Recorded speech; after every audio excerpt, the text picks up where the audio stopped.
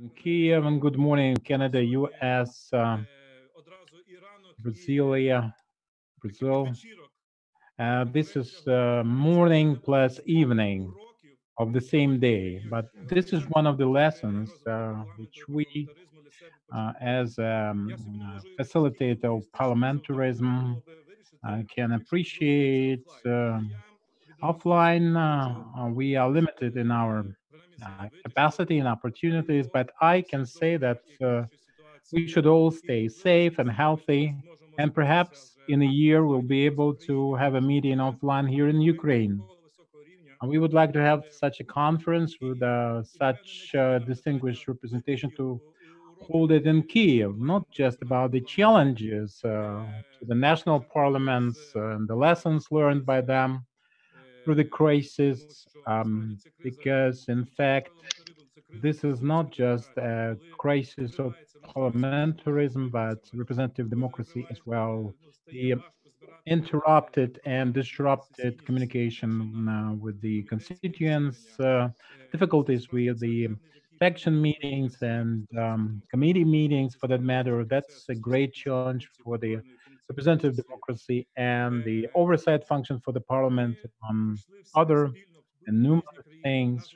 Different countries and different their own different ways have adjusted and demonstrated the great potential for change because we have reset, literally reset our parliaments, and we're going to share this experience collected from different jurisdictions. And our information research service tried to supply the MPs with as much information on that head as we possibly could. The procedure, the decisions made, and the modes of operation with different parliaments. This conference is dedicated to this experience and based on our concise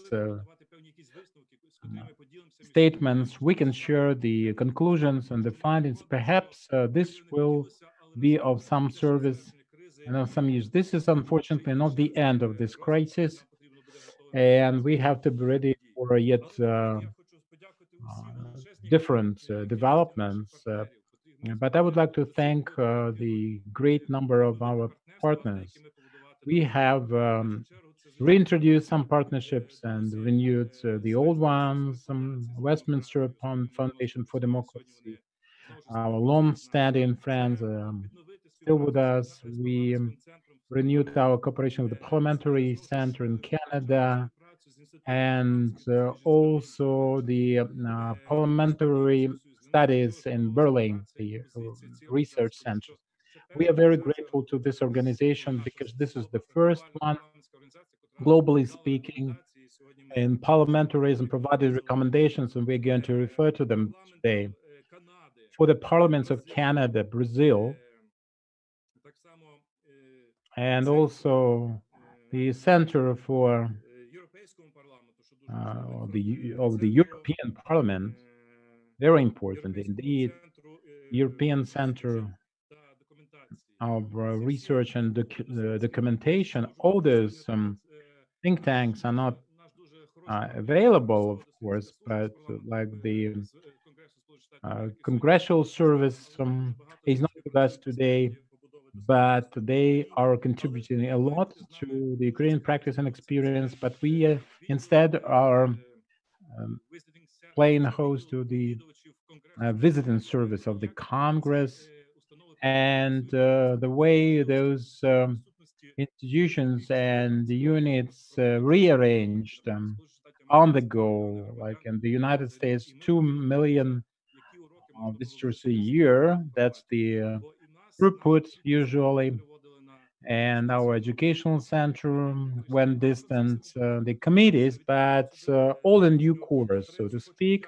Opening this conference, I would like to thank all our partners and friends, and first of all, the Supreme Rada of Ukraine, the Ukrainian Parliament, because this is all based on trust, cooperation, mutual assistance, and the Ukrainian Parliament actually manifested considerable potential for change and managing this change, even taking the lead in transformation and modernization, also digitally. So I would like to invite to speak the um, first vice speaker of the Korean Parliament, Mr. Ruslan Stefanchuk. Thank you, Igor. Thank you, everyone, dear colleagues. Uh, Good evening to and morning to all the participants on behalf of the Parliament. I would like to greet our partners, parliaments, MPs, staffers, NGOs, and just friends from the interested parties. It's obvious that the challenge that we have to face now introduced new challenges and hence requirements for communication and defining the roles of representative democracy in different jurisdictions. Brazil, Canada, US, and the EU are not united by this topic. Proactive democratic institutions, representative institutions, the people's democracy. The pandemic is a great challenge for all the world, in particular, affecting the operations of many parliaments. They had to adjust to this new situation, change their practices profoundly. Let me discuss the Ukrainian parliament, to which I belong, and the way in which this parliament dealt with the pandemic. The point is that at the very beginning of this parliament, the ninth in Ukraine, we made some decisive steps for digitalization. We switched to electronic circulation of documents. We arranged for the e-parliament. I would like to thank using the opportunity all our international partners who contributed. This is priceless. This is very valuable, and also this is a token of very friendly support and excellent opportunity to learn from the best, very best practices. From the very beginning of this pandemic, we had this challenge of switching over to a new mode of operation, and that was done very swiftly. The very first initiative for the switchover to distant communication, devices, and so forth, the um, conference calls for the session hall and the committee. Some factions were apprehensive, and the draft law stuck in the pipeline, but the part having to do with the committees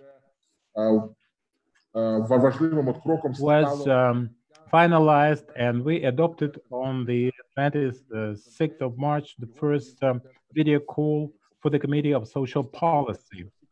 And after that, all the committees joined in, and now it's all online. A very important issue, 3218 on the 17th of March for the rule of procedure in this quarantine situation, how to make laws and how to act procedurally. It became impossible, and because of that, that was supported by all the factions. I was one of the um, initiators of this resolution, so we had no political differences, luckily, over this one.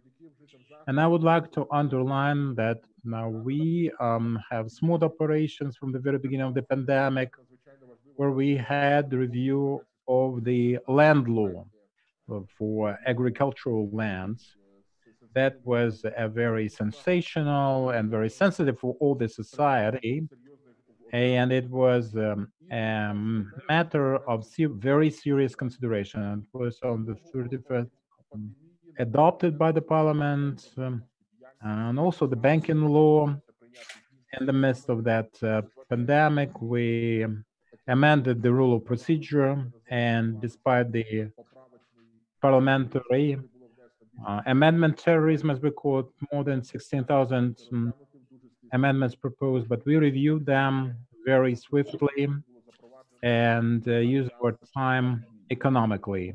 considering the pandemic situation, we uh, have done well, I can conclude, and we received this unusual challenge. We were challenged in our operations like many other parliaments, and I would like to emphasize support of the international organizations that provided their support. And from the very beginning of the pandemic, they had to do that with the video call. USAID rather.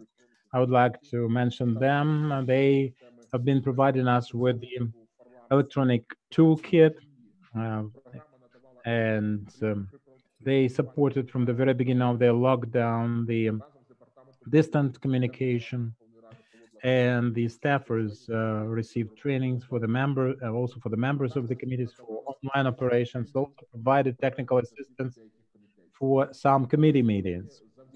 And presently, well, it's not because of, but in this situation of the pandemic, we had the opportunity to test the system, and we created a whole set of our uh, um, considerations for the upgrade. Now we are trying to get it through to get the 2.0 version. At this conference, I think we have another opportunity to exchange our experience, learn from the lessons of our fellow parliaments, and develop the strategy of future response to the threats to representative democracy. On behalf of the parliament and the leadership of the Ukrainian parliament, I would like to wish you a very fruitful conference, and thank you very much for your attention. Thank you, Ruslan, for the opportunity to commence this conference, for your personal contribution, and thank you for joining this conversation.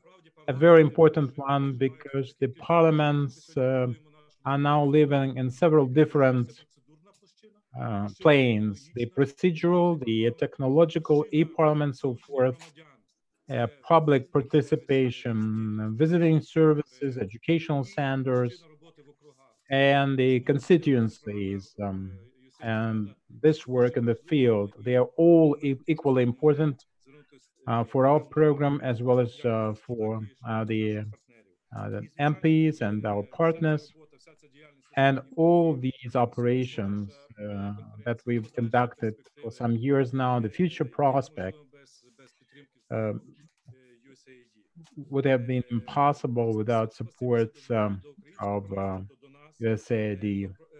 Thanks the EEF, the Eastern Europe Foundation, for their support. And I would like to turn the floor to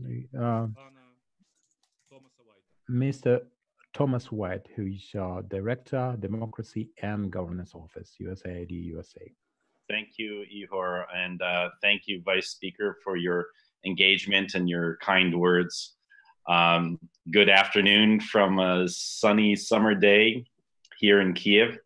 I'm so pleased to be here to represent USAID at this event and bringing together Ukrainian parliamentarians, RADA watchers, parliaments from Canada, Brazil, Europe, international parliamentary experts to discuss parliamentary functioning under the circumstances of the COVID-19 pandemic. Look at us now.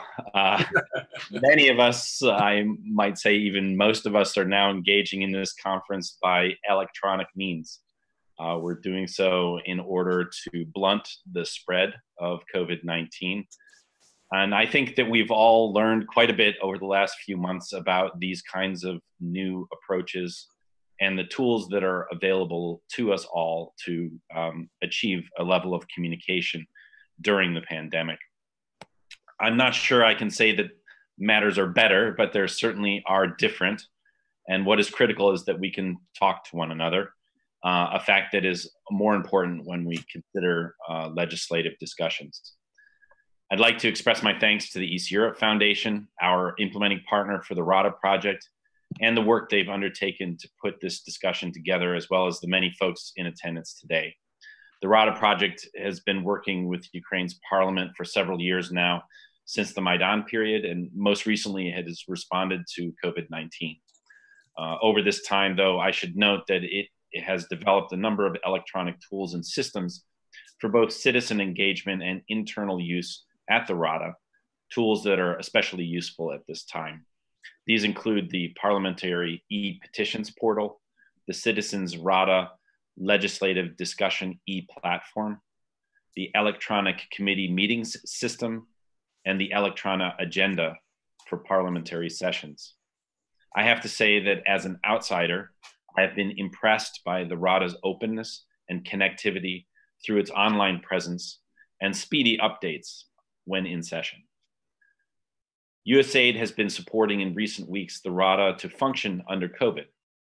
The Rada project procured a one-year Zoom license that we're all working on and working with right now for all parliamentary committees and the Secretariat staff. And it has developed software modules to ensure the registration, authorization, and voting of MPs while working online. Efforts have included providing expert and methodological assistance to facilitate committees to meet in video conference mode, online training of MPs and their aides, assistance to parliamentary secretariat staff to engage with newly established systems, and to ensure that there's continuity within the Rada's work. It is, I believe, these kinds of measures that we are here to talk about today. While I have you here, I would be remiss not to mention a few other efforts that our Parliamentary Assistance Program is working on in case there is interest to follow up. They include MP outreach through the Model District Program, support for the Parliamentary Education Center, and the Parliamentary Information Research Center. If you have interest in this work, please feel free to follow up with Ihor and his staff at the East Europe Foundation. So let me conclude by underlining the critical importance of the Verkhovna Rada at this time of the COVID-19 pandemic. Ukrainian society is under tremendous pressure, as are all of our societies at this difficult time. It's incumbent upon members of parliament, your staffs, and Ukraine's leadership to meet the challenge of this time. I'm pleased that USAID has, in our modest way, been able to contribute to what I consider to be really a heroic effort of communication. Thank you very much.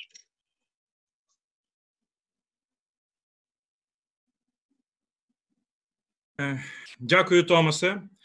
1 липня. Thank you, Thomas. And on the 1st of July, we have to open another stage of our cooperation. And we are very much gratified having this opportunity to make communication safer, better protected, and more innovative in voting and plenary proceedings and communication with the constituents. We discussed that actually with the head of staff, planned to, but unfortunately he failed to join us on the even a very short notice. So we do not have the pleasure of reading him here, but instead I would like to introduce our new partner, This is the Canadian Parliamentary Centre, Thomas Cormier, who is not a newcomer as far as Ukraine is concerned.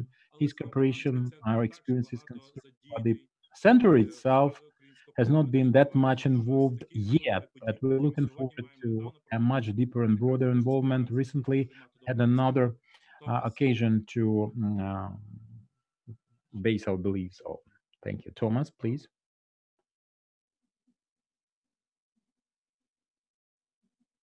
Microphone, please. Microphone. Thank you so much, Ihor. Дякую. Very pleased to be here representing the Parliamentary Centre in Canada. And I want to thank first the Rada program, implemented by the East Europe Foundation and supported by USAID, for the invitation to partner and to collaborate on this important exchange of information about innovation and adaptation, which I think benefits us all. Again, I'm pleased to represent the Parliamentary Centre, which is Canada's oldest organization dedicated to understanding and strengthening parliaments here and all around the world. We're a nonpartisan, non-for-profit organization with over half a century of experience strengthening legislative practice in more than 120 legislatures in 70 countries, including Ukraine. I've been active in parliaments for 30 years, 10 here in Canada, and the last 20 years working worldwide in the Americas, Europe, Asia, and Africa. And I think you'll all agree that the ongoing pandemic has really changed all of our workplaces, including parliaments, in ways that will likely never have us return to normal.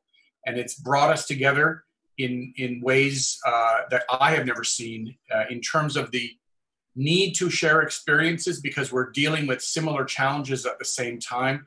And we're really, I have to say, learning from each other in ways that I have not seen. And it's really, despite the challenges, it's an exciting time to be involved in the community. And I'm really happy to be here today to share some of the experiences and to learn as well from what's going on.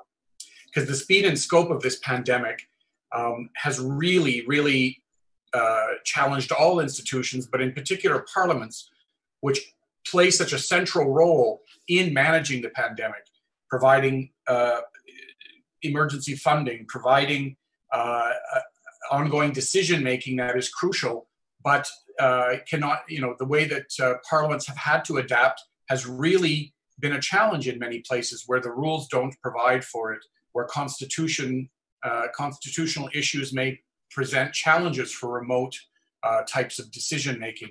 And it's really caused us to depend on each other more, to learn how are we adapting, how are we doing things to keep relevant, how do we stay connected to our constituents, how do we stay connected to different levels of government.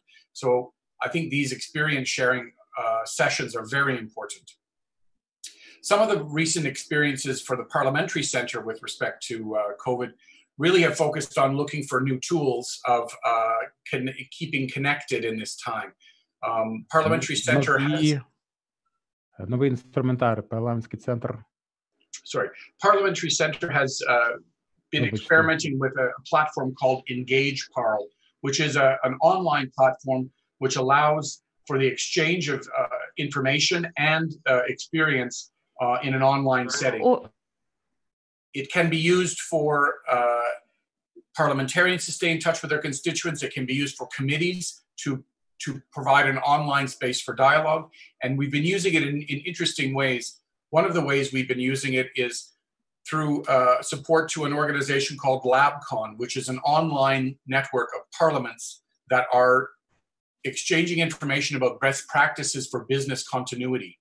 Parliaments include those in Canada at the federal and provincial level, the UK, Scotland, New Zealand, and we're working with them to open up that experience sharing to more parliaments around the world. We've also been using this platform with the National Assembly of Burkina Faso, where we've been helping parliamentarians to stay in touch with constituents and local government officials. And there was a particularly interesting online use of the platform to look at land use challenges and conflicts between herders and farmers, which proved surprisingly an effective way to keep a dialogue going that normally would take place face-to-face. At home in Canada, we're working with MPs in the House of Commons, one in particular, an MP named Greg Fergus, who has created an online space using Engage Parl to better provide information for his constituents from all levels of government regarding COVID-related issues, but also to provide a space for dialogue, because he can no longer meet his constituents on a regular basis. He is using this platform to generate discussions, town hall meetings, and individual exchanges with his constituents. I would just like to thank Till Hayde from the Canadian House of Commons and Jeremy LeBlanc from the Canadian Senate who are joining us to provide important Canadian perspectives on what their respective chambers have been doing. And I guess I'll close by saying many have said we are all in the same boat during this pandemic, but I think it might be better to say that we're all in the same sea. We may have different boats, but it's clear that together we can navigate the storm better. I'm looking forward to the richness of experience on offer today, and I'm looking forward to learning from all of you. So thank you very much for the invitation, and I look forward to the dialogue. Thank you. Дякую.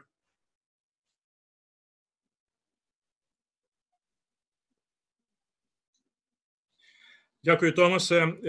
Так, і це дуже важливі слова. Thank you, Tom. Yes, indeed. And those were very important words. We are on the same boat. And I hope that one of the results of our today would be a constructive exchange of information, new knowledge, new tools, new technology. Everybody could show their own experience and best practices. And there are also some questions from First Deputy Chairperson of the Verkhovna Rada of Ukraine Secretariat.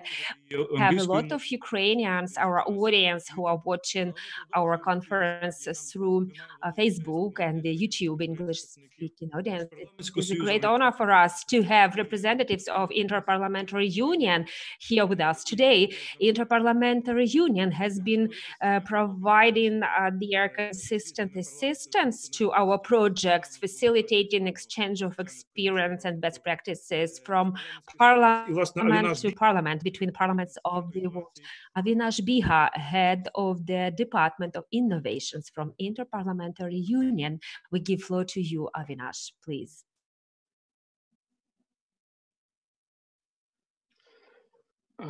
Thank you very much. I'm going to share some slides. I would like to get that first done.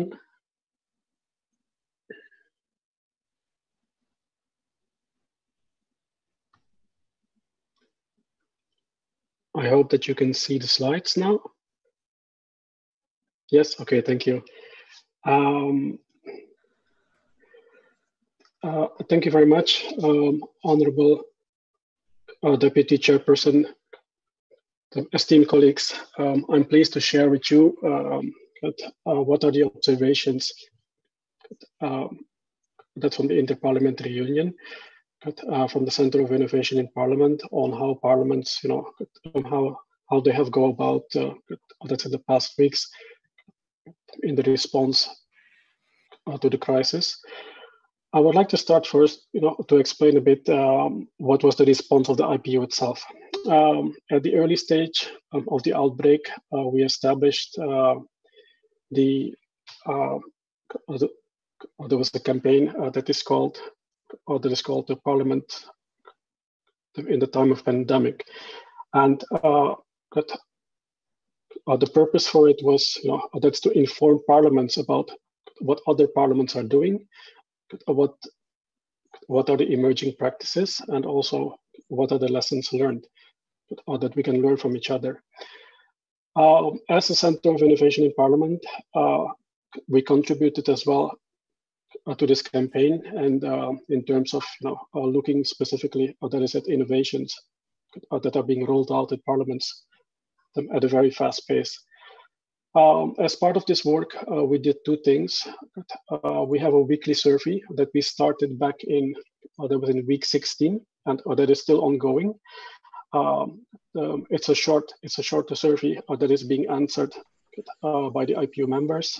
It has been sent to the IPU groups around the world, and currently we have a sample of that is of 87 parliaments around the world that are providing us with weekly information on that's on the innovations that they have been able to put out there, especially that is for solutions, that is for remote working, for the virtual meetings, etc.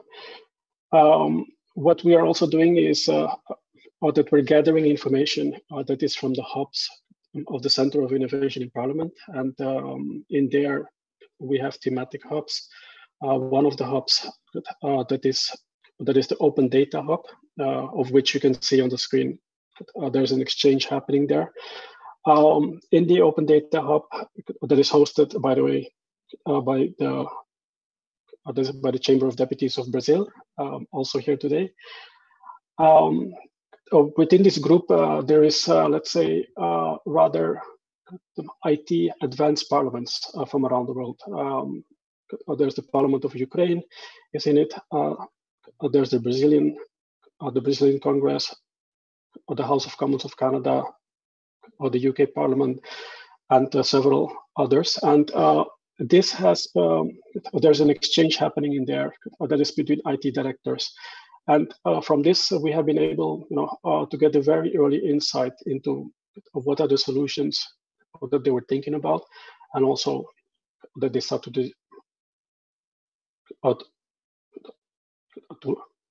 to plan and to develop. At the same time, we also have the regional hubs of the Center of Innovation in Parliament, and we have been having similar type of meetings like this ones with the Pacific region, with the Southern Africa region, and there's another meeting that is coming up for next week that is with Latin America, where we're trying to facilitate the exchange between IT directors, about how do you manage the parliamentary proceedings in this time.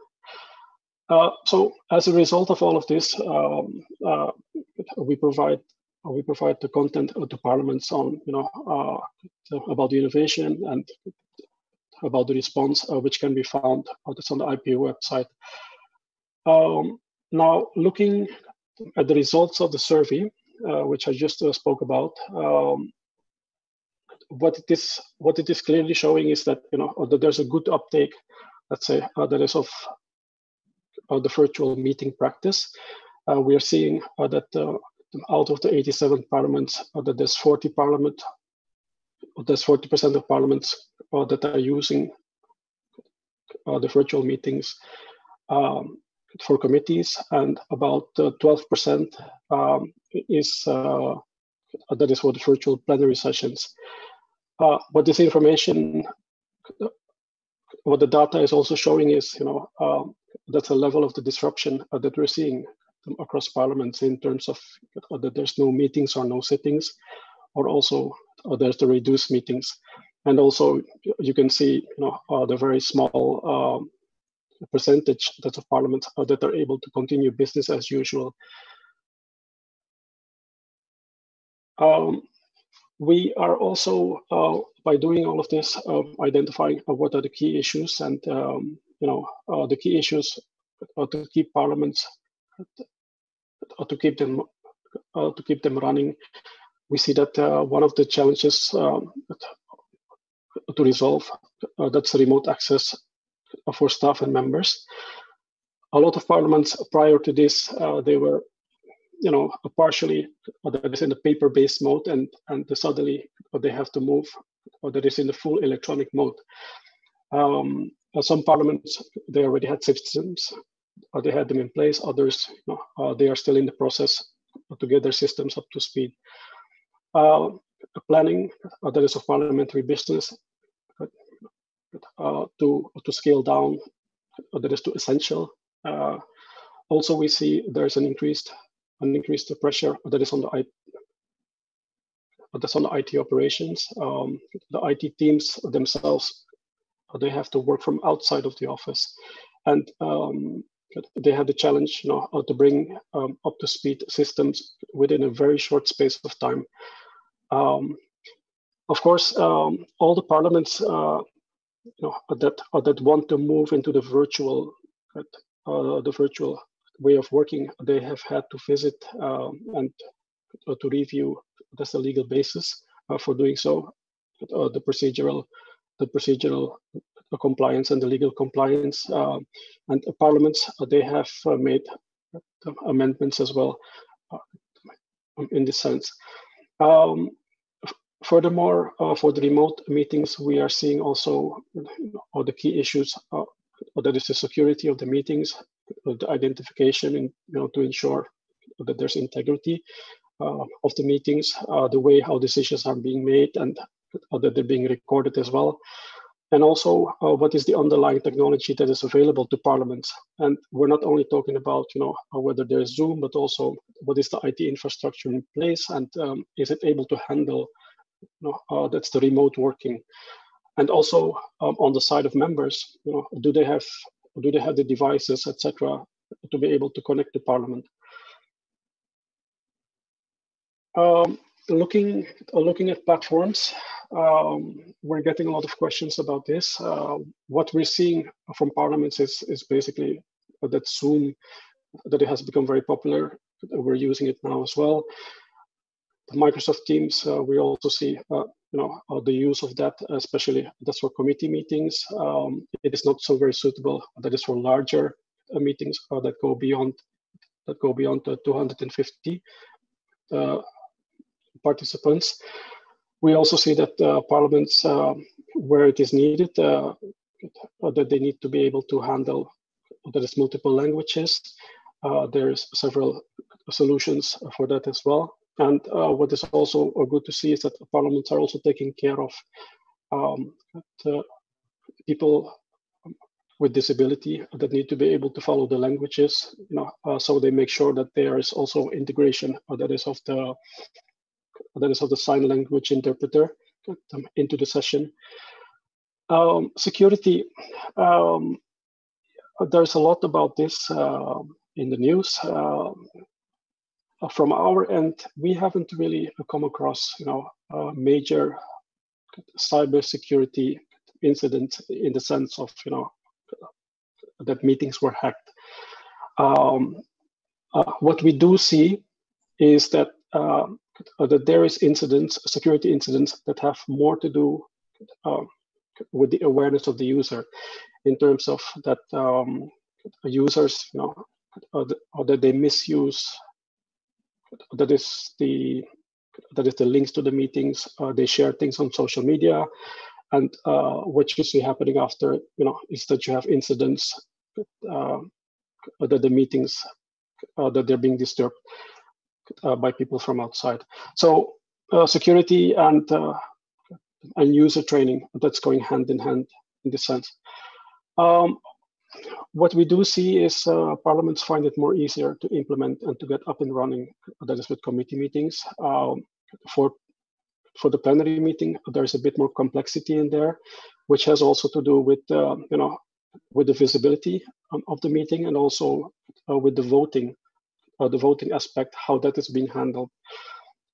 Those parliaments that have gone for the virtual plenary and they have launched it successfully, what we see is that they choose for that is the asynchronous voting. That is actually allowing to members, or that there's a specific time window where they're able to cast a vote.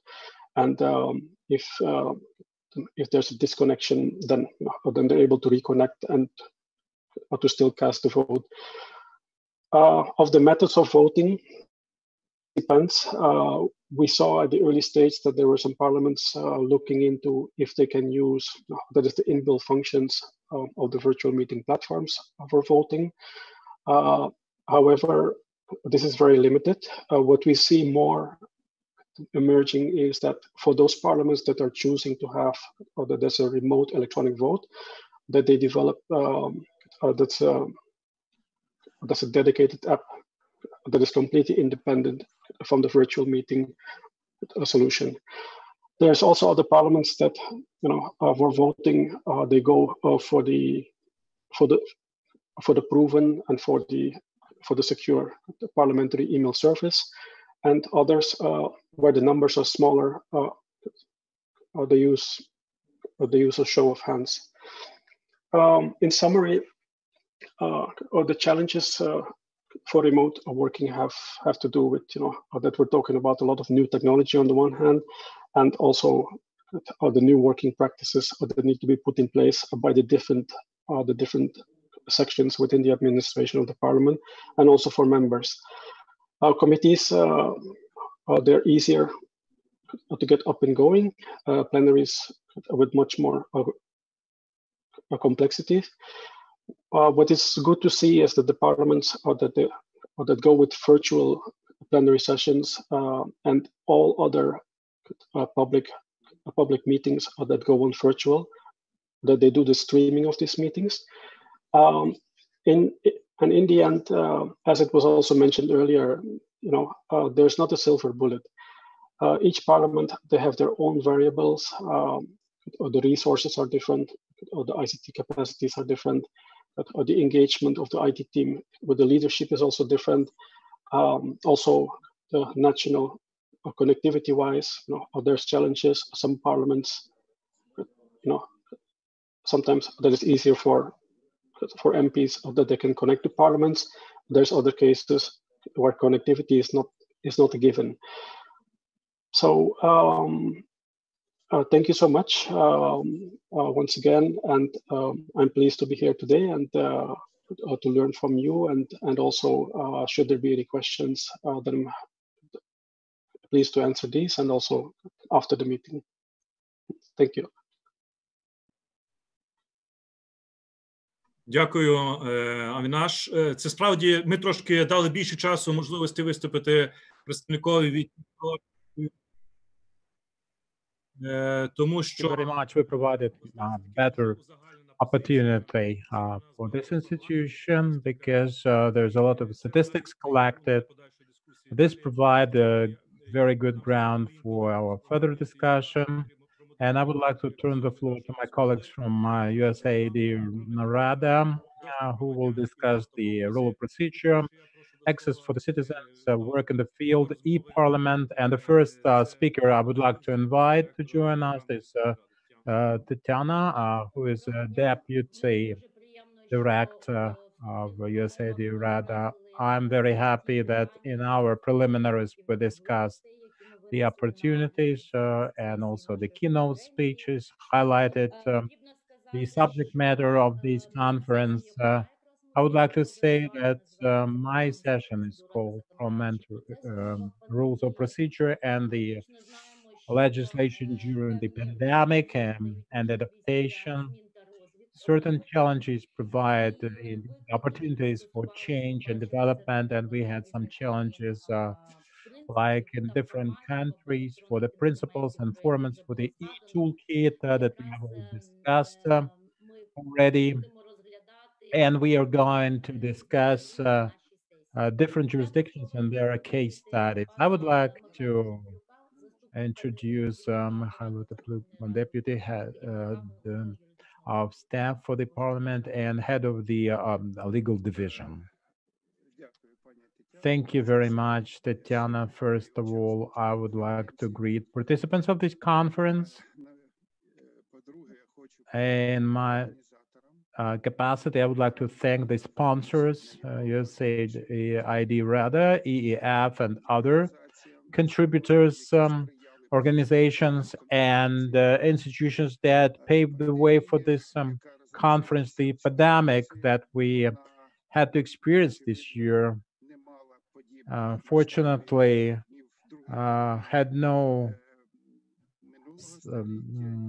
precedents, neither last century nor this century. So I would like to agree that that was the challenge, not just for the representative democracy, but also for the institutions of public administration that have to solve a whole host of problems, fighting COVID-19, and at the same way, at the same time, in the same way, to provide for stability and uninterrupted operations in every country. The pandemics and the limitations that we have in different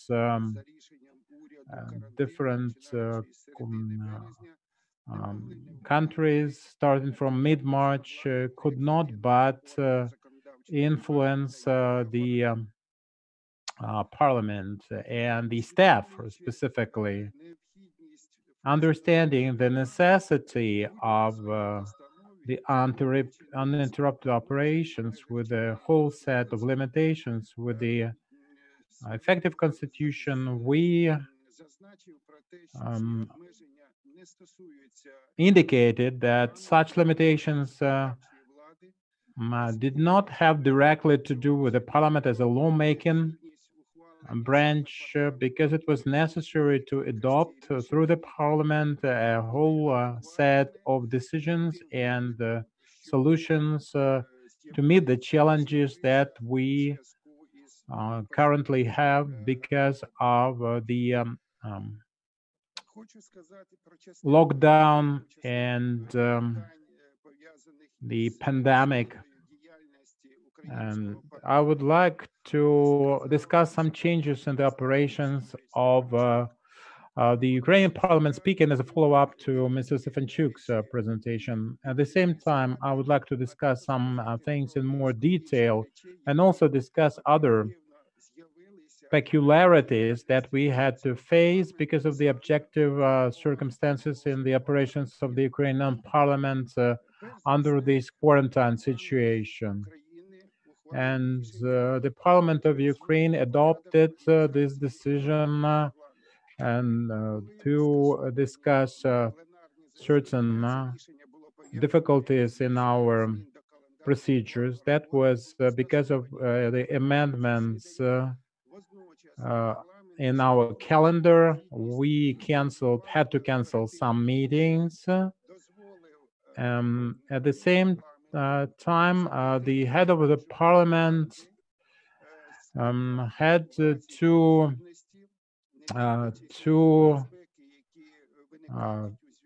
call the meetings with the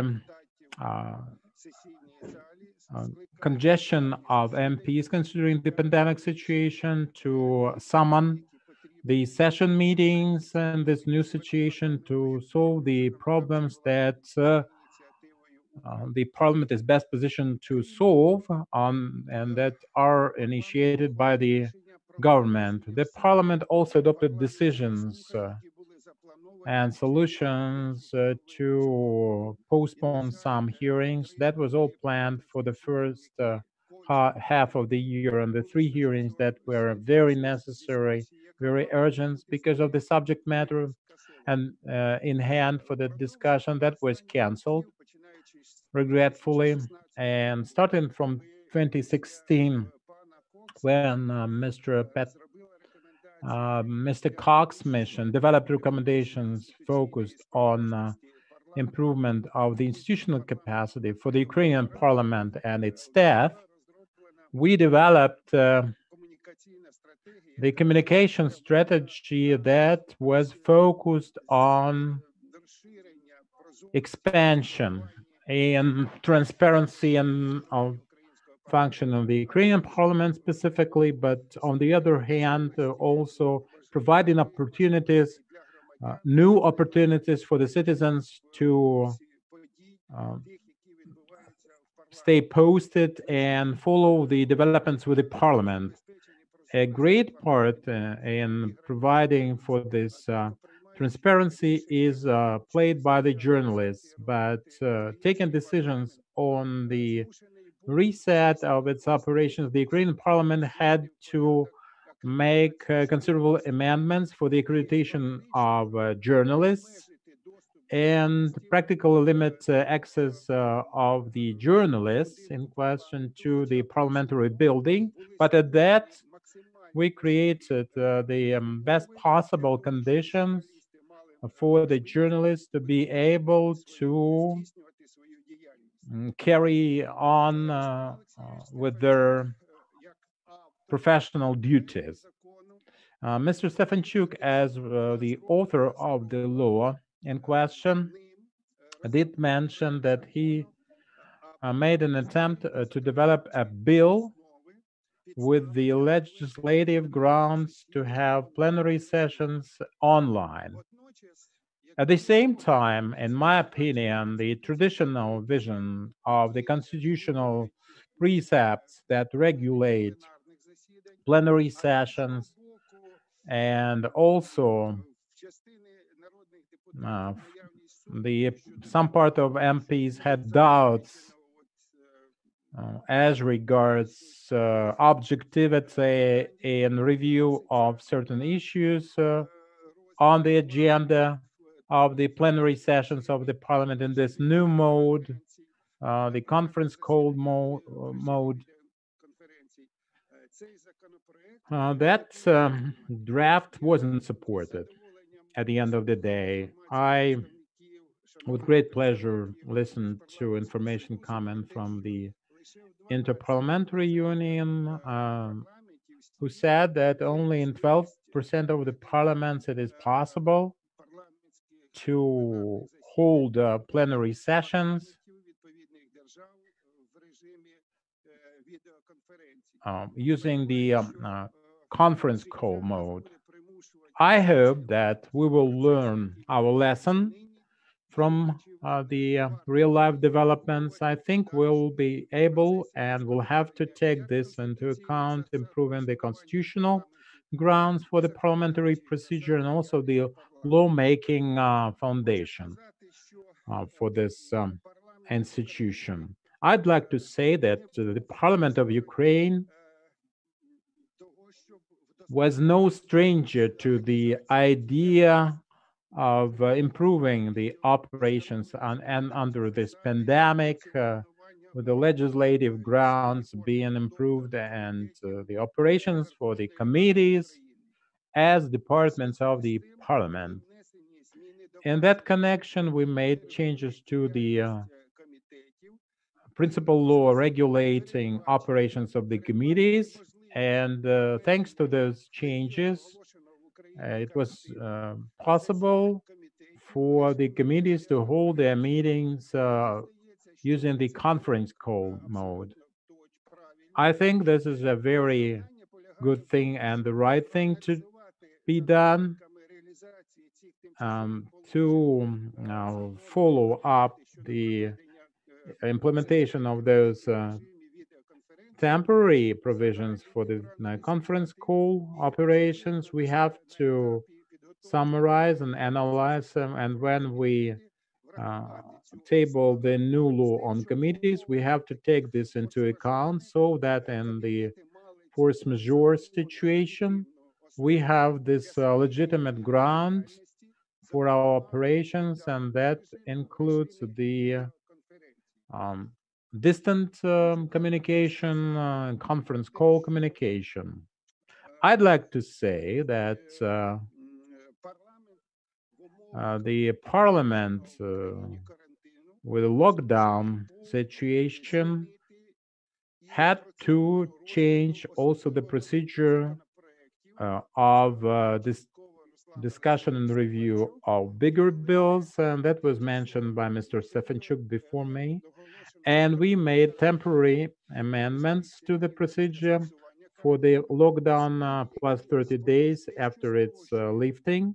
Some changes simplifying and streamlining the review and discussion. I think in this version, the amendments provide for the situation when we can discuss things to make this versatile and discuss all the facets of the proposed legislation and fully implement the right of the representatives to have their legislative initiative observed and upheld.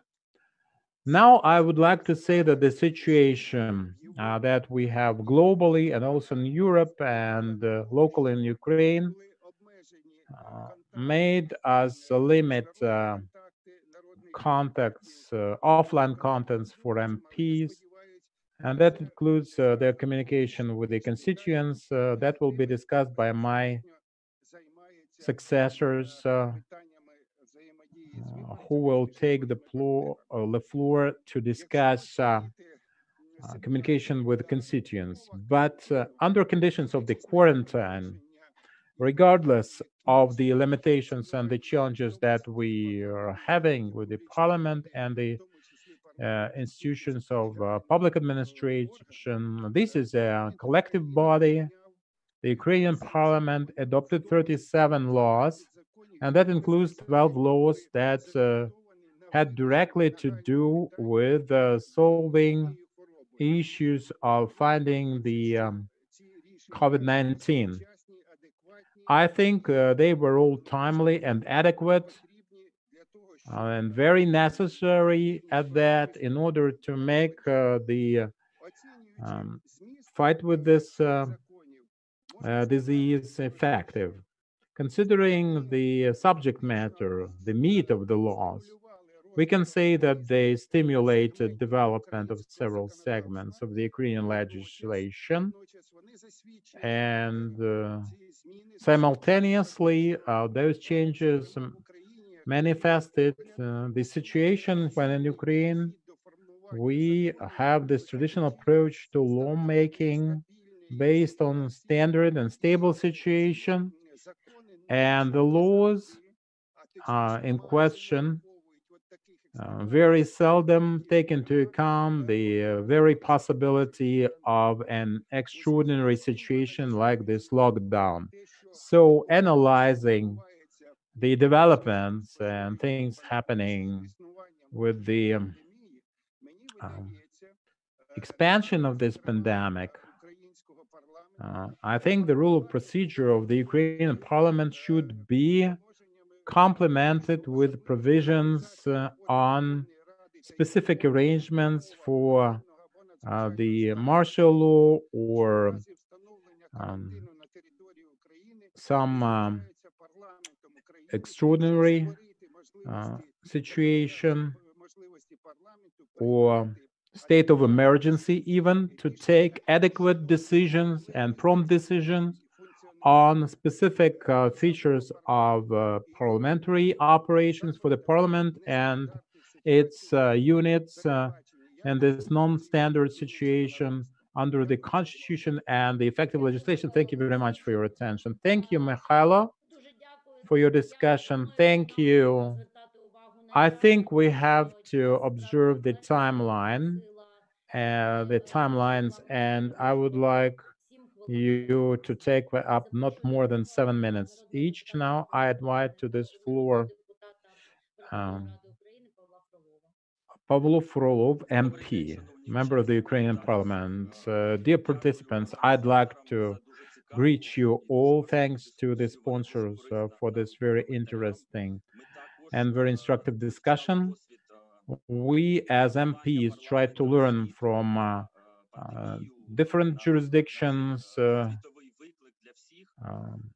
and that's the global challenges we know, and we try to implement this experience based on the Ukrainian situation, our specific circumstances, and we were trying to protect Ukrainians' interests of the Ukrainian nationals as far as the parliamentary operations that should go uninterrupted. We could not downsize the legislature because it's in the constitution of Ukraine.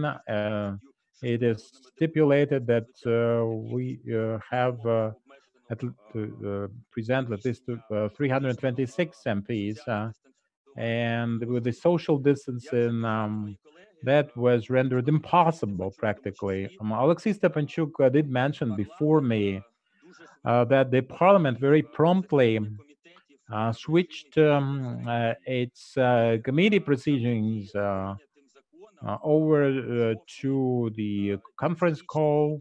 In October and January, we adopted two laws. Number one on the electronic format for the legislative me- process, and we subsequently adopted another law to reset the whole parliament and all the procedures, proceedings, and operations. And from the very beginning of the pandemic, we changed 50 articles. That's about one fourth of all the um, articles of the rules of procedure for the current parliament, and we switched to the e-parliament mode. All the committees have tried the video call, the conference call mode, and thanks to the electronic parliament, we can now still exercise our oversight. We can file motions, they can apply and make requests at all the institutions of the executive government concerned. Everyone is equipped with a tablet to operate from home, and the oversight function was thus preserved with the parliament. The parliament is connected to the system of electronic communication of all the branches. We're talking almost 2,000 entities here, and electronically now we can exchange this information and we can make requests and ask for all the necessary information. Now, speaking of the plenary session, Ruslan Stefanchuk did initiate the ideas and questions. We developed this bill. Taking into account the dramatic experience of Ukraine with regard to passing so-called dictatorship laws back in 2014, to prevent such situations, we did not adopt such a mechanism. However, we are fine-tuning our approach and the tool to be used, taking into account international experience. We have got an idea how to continue that type of work. But having in mind, we need to make sure we have confidence, trust of the Ukrainian public. That is why there is initiative of parliamentary factions of the parliamentary forces currently present in the parliament, such as personal verification, video recording, digital signature, and other tools. The selection of methods is under review. Our work continues, and hopefully in the near future, we should finalize the tools to be used for holding online plenary session. As Mr. Mikhailo Alexeyevich Tepluk has stated, over 2 months, the Ukrainian parliament has been working in the mode of we meet only in for emergency meetings. We have conducted 8 extraordinary meetings in the emergency fashion, and we have passed very important laws to protect Ukrainian citizens due to the fact that the pandemic has brought us to severe challenges, economic challenges, and it's not positive at all economically. I would like to say that this experience of our work against the backdrop of pandemic and holding parliamentary committee meetings online has led us to the fact that we are receiving information feedback from the public that the openness of our parliamentary committees has become even greater compared to our work in the offline mode. And that is why video recording and the possibility to access recording of speeches of all members of parliamentary committee in the future, I think we have to implement this tool to be available permanently, so that the society, the public, has an access to full information about the activities of the parliamentary committees. I would like to also mention that there was a threat of full paralysis of the parliament.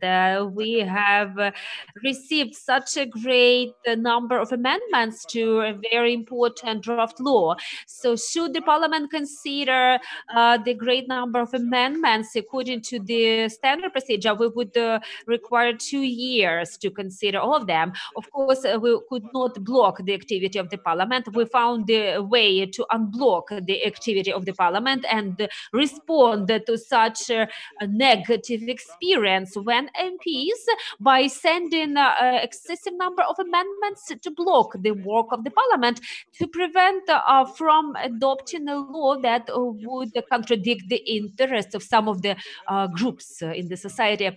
I appreciate all the ideas, all the discussion that we have with our colleagues. I take a lot of important information and ideas from this meeting, and that would be very helpful for us to, as we continue responding to the challenges as they are going to appear in this very challenging year.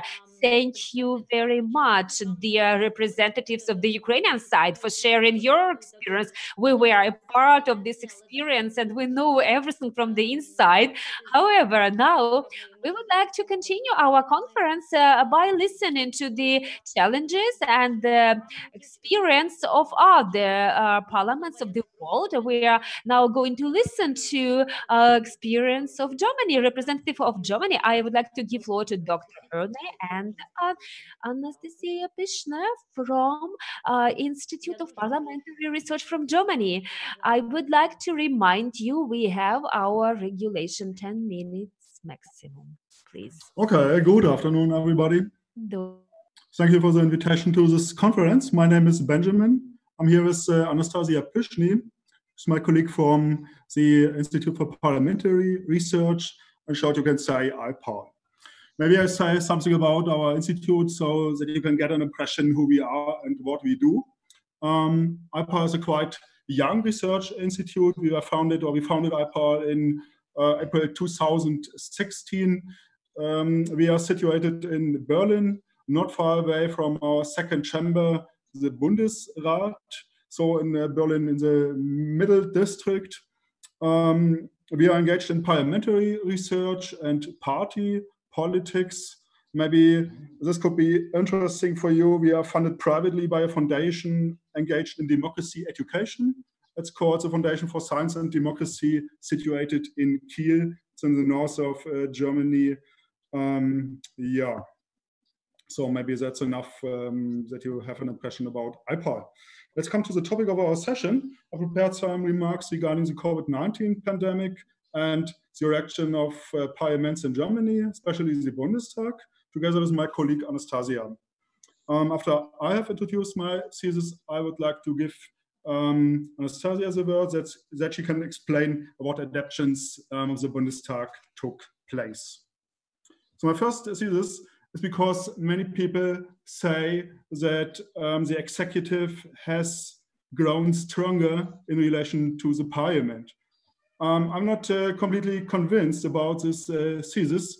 I would argue in the opposite way and say the executive has not grown stronger in relation to the parliament. So what are my arguments? Think that the legislative functions were exercised during the pandemic, but it should be kept in mind that the circumstances of parliament-government relations have changed dramatically in these times of crisis. So governance and parliamentary proceedings had to take place under complicated conditions, but that applies to both institutions in equal measure.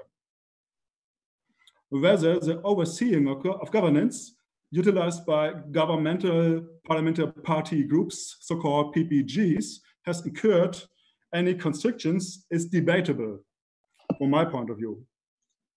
I think both institutions are known to effectively constitute a single unit of action in parliamentary democracies.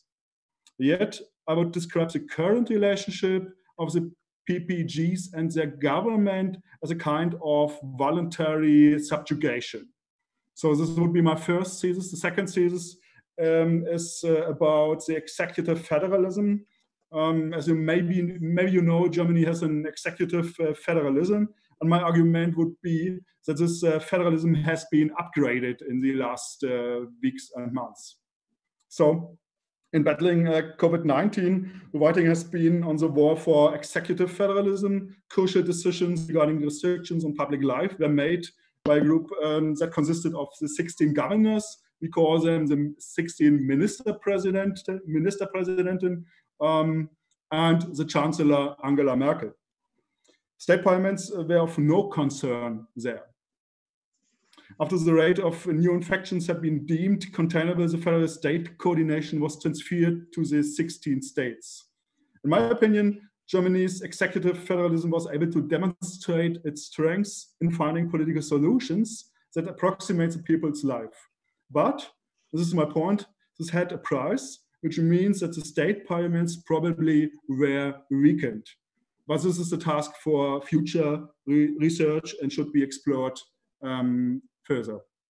So I think this should be enough for my part. So I think Anastasia will have a closer look to our topic. Okay, thank you. Good afternoon from me too. I'm Anastasia Pishny and I'm research associate at the Institute for Parliamentary Research. I want to focus on two questions now. and I will hurry up. The first one is what has been done so far in Germany for ensure parliamentary functioning. And the second one is what opportunities or even consequences arise from changes to the parliamentary working process.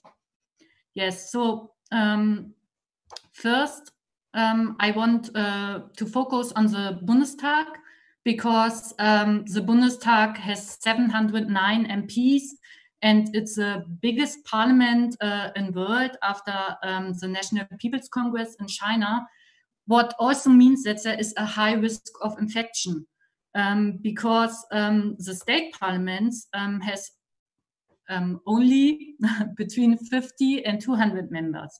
So for the Bundestag, it's a bigger challenge than for the state parliaments.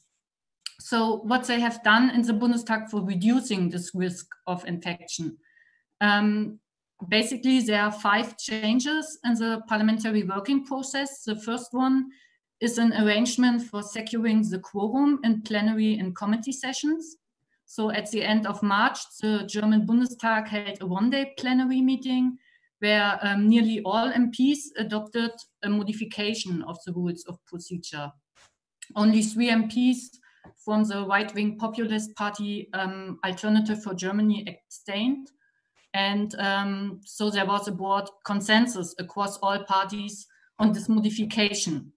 So the parties agreed that the threshold for the presence of MPs should be considerably lowered, while in principle, Article 45 of the Bundestag standing orders requires the presence of half the members in order to take binding decisions. Now the presence of a quarter of all members will satisfy this requirement. And that's also the case for the committees. So that's why in the media, the German parliament now sometimes is called the mini parliament. But it's also important to say that this modification may be revoked at any time and will become void by the end of September 2020 at the latest. So it's a modification for a limited period. That's the first thing. The second change is a modified seating arrangement. So now it's the case that between 2 MPs, 2 places are always left empty. And also places which are normally provided for visitors are also reserved for MPs now. The third point are meetings, which are often held by video and audio conferences. So that is especially the case for committee meetings and group meetings. But audio and video conferences are also held during plenary meetings, but only for following the debate. So for voting, the MPs have to be present in the plenary chamber, in contrast to other countries like Spain, Poland, Romania, or also the European Parliament, where remote voting during plenary session is allowed. So in Germany, it is not allowed. The fourth point is a shortened parliamentary agenda that include only the most urgent items. So this leads also to a shortened session week, because sometimes the meeting day on Friday or Thursday was cancelled. And last but not least, there is a different procedure of voting by roll call. So a roll call vote is a vote in which MPs vote by name. And normally in Germany, the MPs have 3 voting cards. A red one for no, a blue one for yes, and a white one for abstention. And they have to put one of these cards into a ballot box. And it's clear during the pandemic, it's a high risk of infection when several MPs go to one ballot box to put their voting card into it. So now there is a longer procedure. Normally it's a vote of 1 minute, and now there are 30 minutes time to vote, with several ballot boxes outside the plenary chamber and with enough distance between them. So now I only want to short something about opportunities and consequences which arise from these changes. So I think what we can recognize at the moment is a new institutional self-confidence. So lots of MPs and politicians in general underline the importance of parliamentary work for the functioning of our democracy. They explain why it is absolutely necessary that the parliament come together in spite of Corona. And that is a kind of mantra at the moment, which also leads to a sense of unity between the deputies. Second, there is also the chance by enhancing the digitalization, of course, for a more flexible but also time-saving work. And I think there's also a new debate about remote voting, because like I said, in other countries, remote voting is possible during plenary sessions. And it's a question if it's also a solution for the German parliament. But of course, there are also consequences. And in my view, a big consequence is less visibility of debate and control to main functions of parliamentary work because of the shortened and also sometimes cancelled meetings. But I think, nevertheless, the parliament can emerge from this crisis stronger than before if it pays, and that is a precondition, much attention to its public image, even more than in times without Corona. And therefore, I think it's absolutely necessary at the moment that MPs speak about their parliamentary work, that they reach the public for showing that they do the same demanding job as before, even in times of crisis. Yes, so thank you very much. If I'm right, we don't have time now for any questions, but yeah, I thank you for your interest and attention.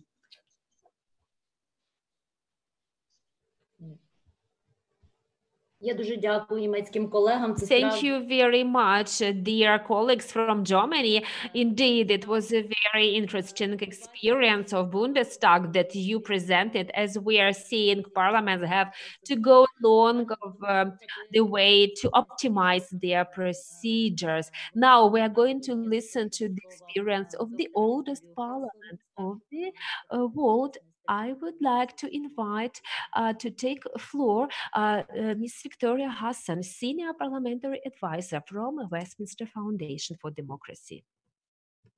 Hello there. Thank you so much for your time. I'm just going to try to share my screen so that you can hopefully see my PowerPoint. Yes, I'm the Senior Parliamentary Advisor at the Westminster Foundation for Democracy. It's really nice to be able to share some thoughts on this topic with you in general, while we are gathering the data and discussing preliminary data on pandemic procedure. Even as an international expert, I actually wanted to walk through the House of Commons experience at a very sort of light touch level, as it offers a nice portal for this discussion. But let me just begin by setting out, if I can sort of do this properly, setting out what it is that we're really talking about here when we're discussing pandemic procedure. What we're really talking about is a parliament's internal democracy to ensure its external legitimacy. And we need to hold that hard and fast when we think about the use of digital technology to replace in-person procedures, either in whole or in part. Pandemic procedures, I'm just referring to them rather bluntly at the moment, need to support sort of new practices that I think need to, especially at this time, align with some key principles. So first and foremost, principle of accountability. We really need Parliament to be holding the government to account on its COVID recovery plans and how and COVID post-COVID policy plans. The pandemic procedures need to enhance fairness and inclusivity, which basically means that they need to make sure that all MPs are participating sort of on equal terms. They have equal access to these new procedures. We also want sort of pandemic parliaments, as I'm now going to call them, to be operating as efficiently as possible. We certainly don't want to introduce any new procedures that make the process more cumbersome than old procedures. And we absolutely at this time need pandemic procedures to increase the relevance of Parliament so that Parliament's authority, even under sort of strange COVID legislation, emergency legislation, still remain relevant. And of course, you know, the massive opportunity in this time is to make parliamentary proceedings more transparent by going digital. And We are also talking really about innovations that are long overdue to improve Parliament's democratic role and status.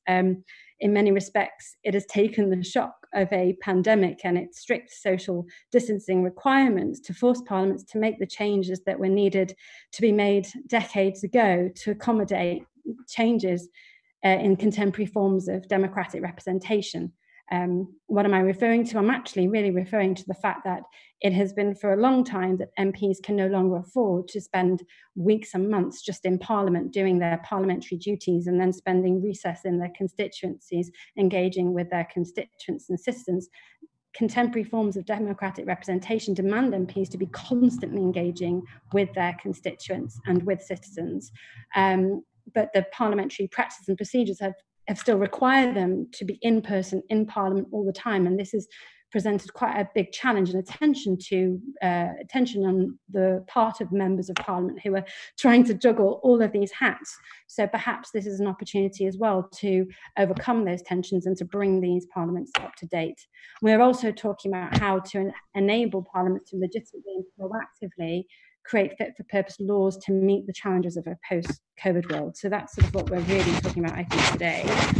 In terms of the House of Commons, I'll just run through, very basic what has happened or what did happen. They developed hybrid proceedings during the Speaker and staff developed a hybrid proceeding system during the Easter recess that was adopted by the House on the 21st of April with a set expiry date of 2nd June, 21st May and then eventually 2nd June. But anyway, the procedures that were adopted, the pandemic procedures as we call them, provided for a hybrid set of House proceedings, permitted in-person maximum 50 MPs and 150 MPs to join various debates virtually. It sat less, so the House didn't sit on Thursdays and Fridays, but key oversight procedures, Prime Minister's questions, urgent questions were given the first 2 hours of any hybrid sitting. There were adapted notice periods to these key scrutiny procedures. So members needed to actually really plan ahead as to what they wanted to say. So perhaps that added a bit of cumbersome to their practices. Only government bills were allowed to pass the first reading over this period, and all divisions were remote. But whether or not a division was required was determined by the Speaker, either in advance or during the course of the debate. He'd make that call. Members were notified by email and SMS of remote divisions, and they were given 15 minutes. So I love the terminology that was used by the IPU on this. I'm going to find my notes, it was something like asynchronous voting. So I guess this classifies as an asynchronous voting of giving MPs 15 minutes to vote electronically via the Members' Hub. Private motions, ministerial motions, committee motions, member statements were permitted upon request. And select committees on the 24th of March by resolution were sort of mandated to go virtual, so they've been virtual for longer, and they're actually going to stay working virtually until 17 September. And this is obviously to allow them to not only provide sort of equal access to MPs, but also to enable them to engage with members of the public, witnesses, to gather evidence safely without requiring anybody to come to the House of Commons in order to give testimony and evidence. There has been some controversies. So initially, members' officers were given potentially an extra £10,000 to allow them to gather whatever ITC or infrastructure they needed to be able to do their work remotely, which obviously upset the general public a little bit because it just sounded like very extravagant. There were some sort of security concerns over the remote voting system because it's not biometric. And obviously, it's still not really clear how to overcome privacy issues if you want to hold a private committee session virtually. I'm not sure anybody has answers to that, so I'd love to hear it if somebody in this chat has got an answer to that. Not all MPs were actually connected to the Members' Hub until right before the first legislative vote. About 10% had to quickly get support to get online. Topical questions were removed from the hybrid system, which seems to make no sense whatsoever, because when things are changing by the day, let alone by the week, you don't want to give notice to your question. You want to actually ask whatever is the most topical question. And it's sort of been on the agenda to actually remove all other types of questions anyway for a while, but right at this moment, they didn't allow for topical questions during this period. Front bench speeches were given a time limit.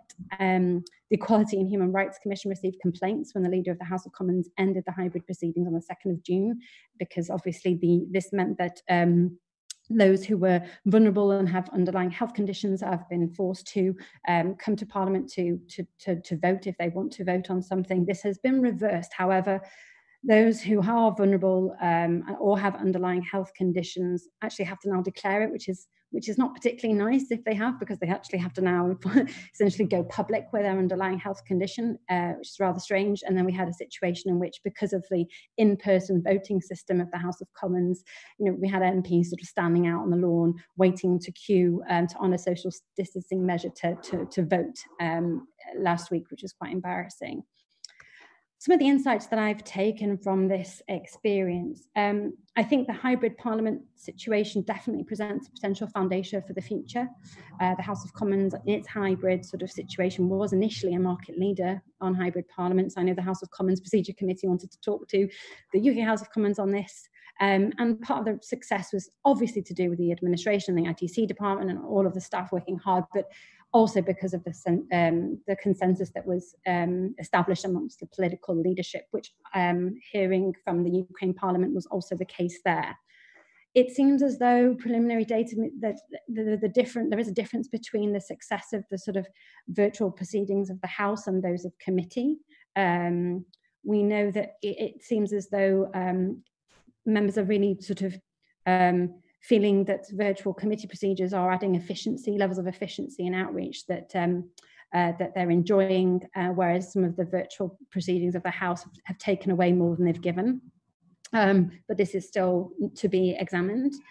Virtual procedures that sort of have enhanced or facilitated MPs' output seem to be the remote divisions, the digital secret ballots. There was very archaic old procedures to do secret ballots before. And the virtual evidence gathering in committee has seemed to be sort of really enabling parliaments to do more and to do more efficiently. We've definitely identified some impacts on the robustness of House debates. Lack of interventions makes for very lackluster debate. There's definitely an impact on the role of whips and the whipping system when you haven't got MPs to shuffle into the chamber to vote. And obviously, the sort of a situation where there aren't that many members in Parliament really changes the nature of the game. Politics, as is often described as a contact sport, and it's almost the conversations in the corridors, the meeting of the ministers, and the queuing to vote that sort of actually has an impact on the influence of a backbench MP or a frontbench MP in terms of being able to do things. So I think there's already been some sort of reflection on what is missing from the new situation. The norms, culture, practices, and participation absolutely need to be evaluated. And I think there are some preliminary data on the differences between how men and women MPs participate in either remote or part remote sort of procedures, with some preliminary information suggesting that the female MPs may participate more in the virtual plenary sittings but speak less, and that there were more male in-person participation in the House. We also need to look at the impact of the participation on ministers, whether or not this actually enables the executive to attend more plenary sessions or virtual committees. If they are able to do so remotely, then rather than less, that's something that we need to examine. And with some suggestions that they'll only go in person when it actually relates to their portfolio and not bother on other occasions, which might not have happened before. And then we also really need to look at the patterns of participation in hybrid parliaments, depending on things such as speaking length or topics. So, for example, some anecdotal evidence suggests that an MP, if they've got to give, say, a 10-minute speech rather than a 4-minute speech, would probably prefer to be in the House, but thinking that actually doing a 10-minute speech online will lose impact rather than in person, but a 30-second question can be done virtually without losing much impact. So my final reflections is that from this experience, and just from also reading about it in general, is that sort of any reforms need to really obviously meet the requirement of democratic legitimacy, if not enhance it for pandemic procedures, and then also obviously meet and retain any legal and constitutional requirements. And I mean, I'll make this point again. We don't want COVID parliaments. We actually just want renovated parliaments. So we need to think about the long term. And I think we're at that stage now. And this is why this discussion is so timeless. I definitely believe that principles of accountability, inclusion, relevance, transparency, and efficiency need to be the cornerstone of any discussions as to going digital or part digital. And we actually need to think about in our monitoring and evaluation of these practices and procedures, whether they align with contemporary trends in democratic representation that will also have impact on who participates. In other words, we really want to facilitate MPs overcoming that tension between responding to their constituents, carrying out sort of citizen engagement, and being a legislature, overcome that tension to align parliaments with modern day practices of representation. And we also maybe want to think about the opportunity that we have at this moment to shapeshift practice of debate to better match norms and expectations of citizens. I mean, I say this actually as somebody from the UK, where we are known for having very traditional and antiquated sort of forms and styles of debate inherited from the age of our parliament. But maybe now is the time, if we're going to go part digital, to maybe in fact start talking in a way that best reflects how actually normal people talk. So thank you, and I hope that I was as quick as I should have been. Thank you, Victoria. Thank you for your contribution, for a very interesting presentation. Now we can coin jointly this new proposition of the hybrid parliament, and for the future we can accept this as a development, not as a negative challenge. Thank you for referring to the gender component of our operations, but we have to proceed. I'm sure that every presentation should take place within one conference, but there's a host of questions, I presume. I can just imagine, but we have to listen to the Canadian Senate representatives, and I beg you to stick to the timelines that we identified. So to Heidi and Jeremy LeBlanc, please. Thank you very much for the opportunity to share a bit about the Canadian experience and to learn about the experiences of other parliaments as we navigate through these very unusual times. The Canadian experience that I'm going to talk about for the House of Commons perspective, in which Till will share from the Senate's perspective, really is a demonstration of an iterative approach to transforming our proceedings in response to the pandemic. And I think where there have been successes in this iterative approach, it's because the political parties have come to agreement on how to proceed. And where we've been less successful, it's because of fundamental disagreements between the parties on what approach should be taken. So the Canadian House of Commons suspended its activities largely in mid-March until about mid-April. And there were periodic recalls of the House, which would be sort of one-day sittings where we would meet to pass emergency legislation very, very quickly. Debates that might normally take several days or weeks, even months, would take 3 or 4 hours. We had a very small group of members of parliament meeting in person, only about 50 of the 338 members who would be present in person. And those initial settings didn't have a virtual component at all. So we were still working very much in the old model of members meeting in person.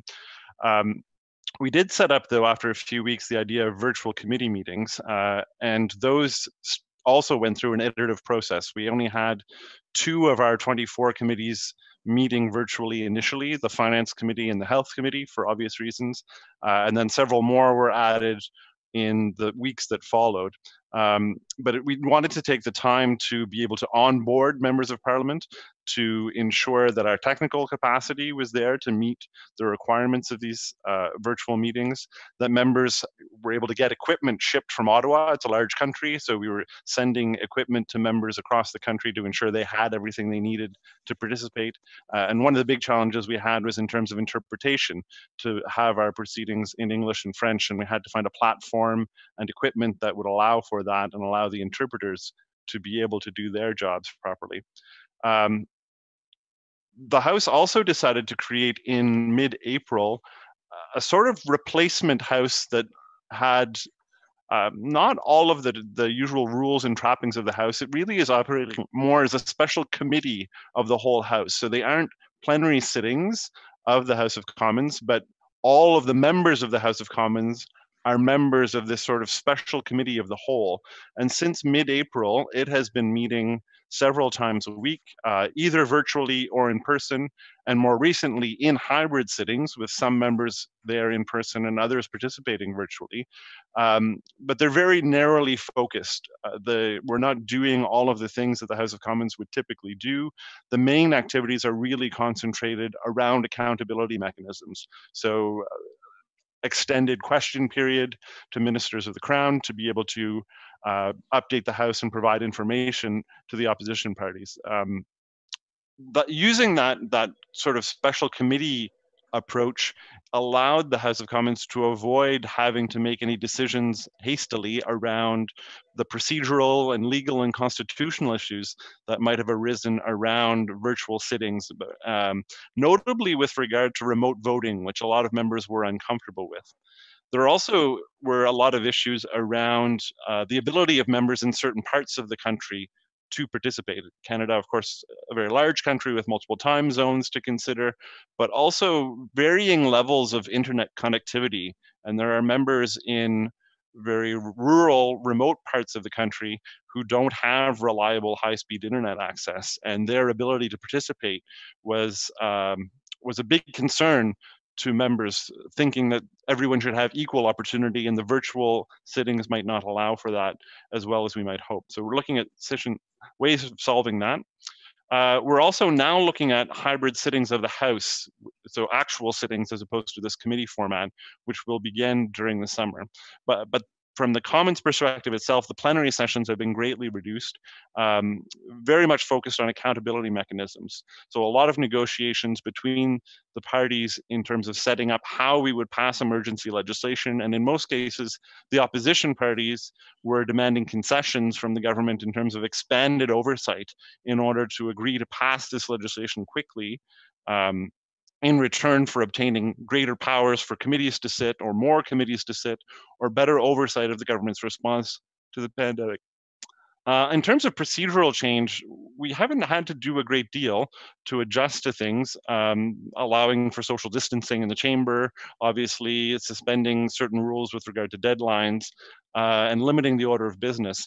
But our procedure committee has been studying further ways to adapt our proceedings. And one of the main things that they're looking at is questions around virtual voting, remote voting of members. We don't even have electronic voting in Canada. We're still very archaic in the way our members vote in person. So jumping to remote virtual voting is something a lot of people aren't comfortable with.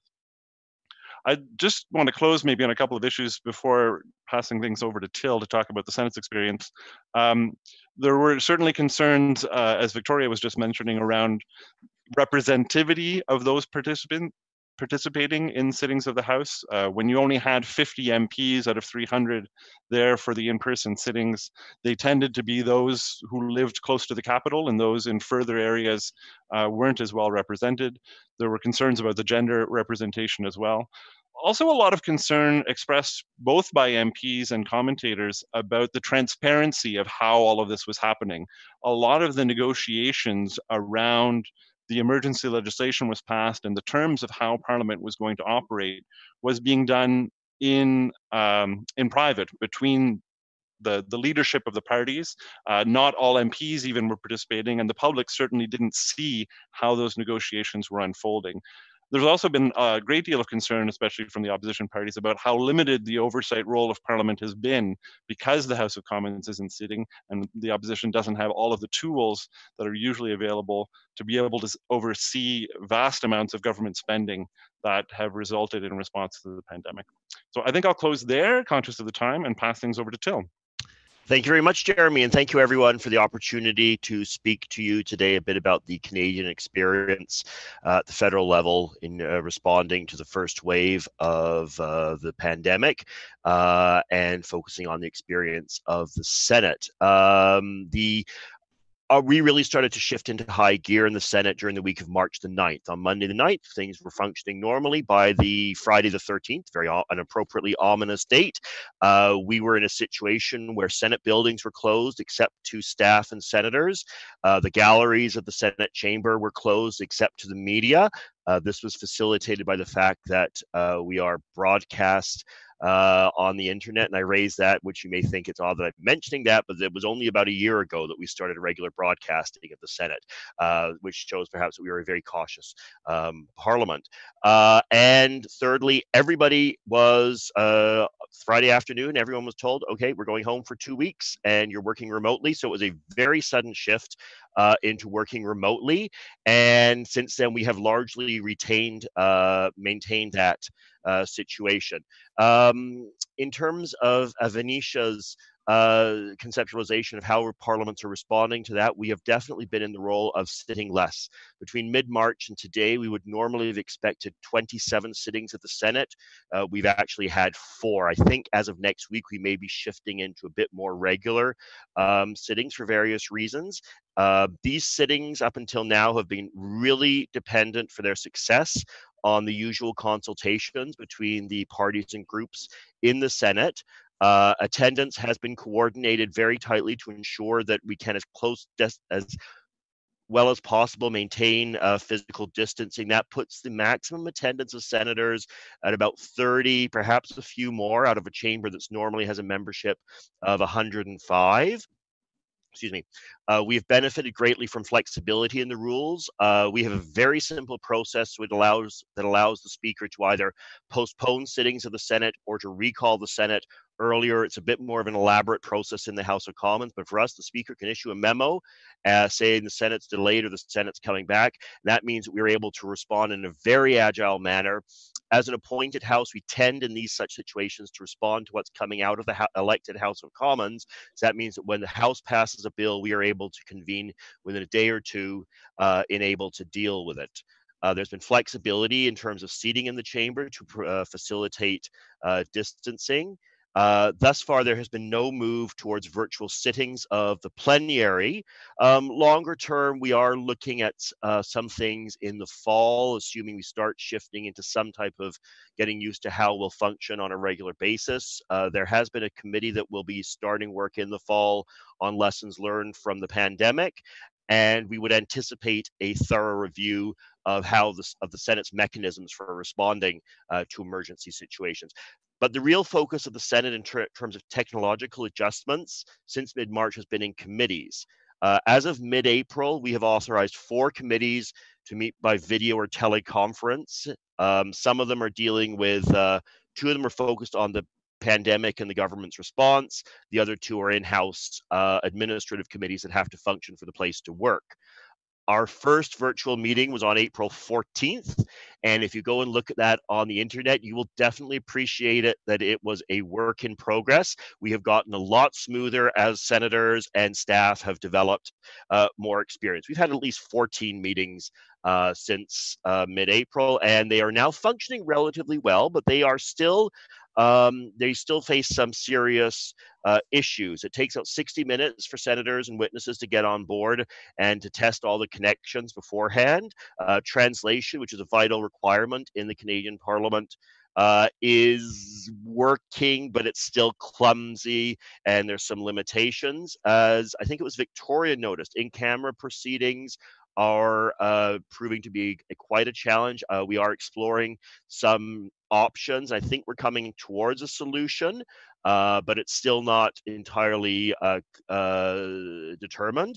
It's very clumsy, obviously, as I think most of you are aware, for decision making. Normally, a lot of things just go by consensus and a general agreement. Is there any opposition? Nope. Okay, good. It's agreed. In this case, now we're still at the stage of having roll call votes for every decision. which in the committees that are just hearing witnesses, no problem. But for those that are making administrative decisions, it does become a bit of a drain. And things just generally have to be much more structured in terms of who's going to speak and when they're speaking. So a few takeaways that I think when Jeremy and I had a quick chat, we found that although we work separately, a lot of our experience and responses have been have had many parallels. There's been a cautious and iterative approach in the federal parliament. We've benefited from flexibility in the rules. Reasonableness in dealing with the urgent situation has been vital. When things are negotiated and agreed on beforehand, there has been success. When things are not negotiated or there are surprises, it's not been successful. There is obviously this inherent tension of balancing dealing with the urgent issues and reducing exposure, potential for exposure, which is really difficult because some senators, when they go home, they have to quarantine for 2 weeks when they have to go home. So there's a real need to try to balance dealing with the urgent issues but still ensuring normal parliamentary oversight and representation for the entire country.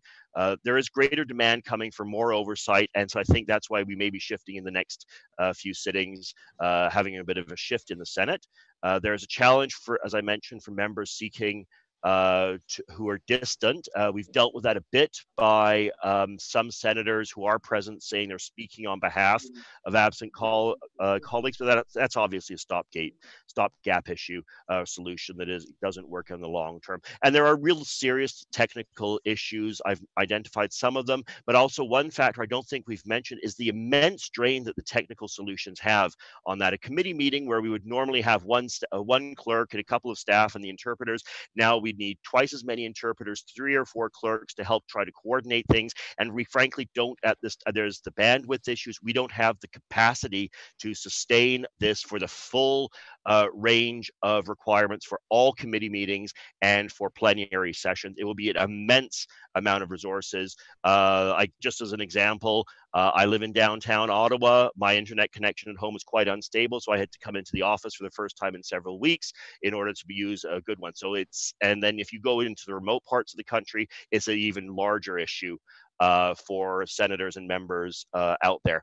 We have then, as Jeremy I think underscored, really been characterized by a cautious approach in terms of making permanent changes. We will want to learn from what our committee experience is. We are definitely learning and benefiting from what the House of Commons is doing, but a very cautious approach.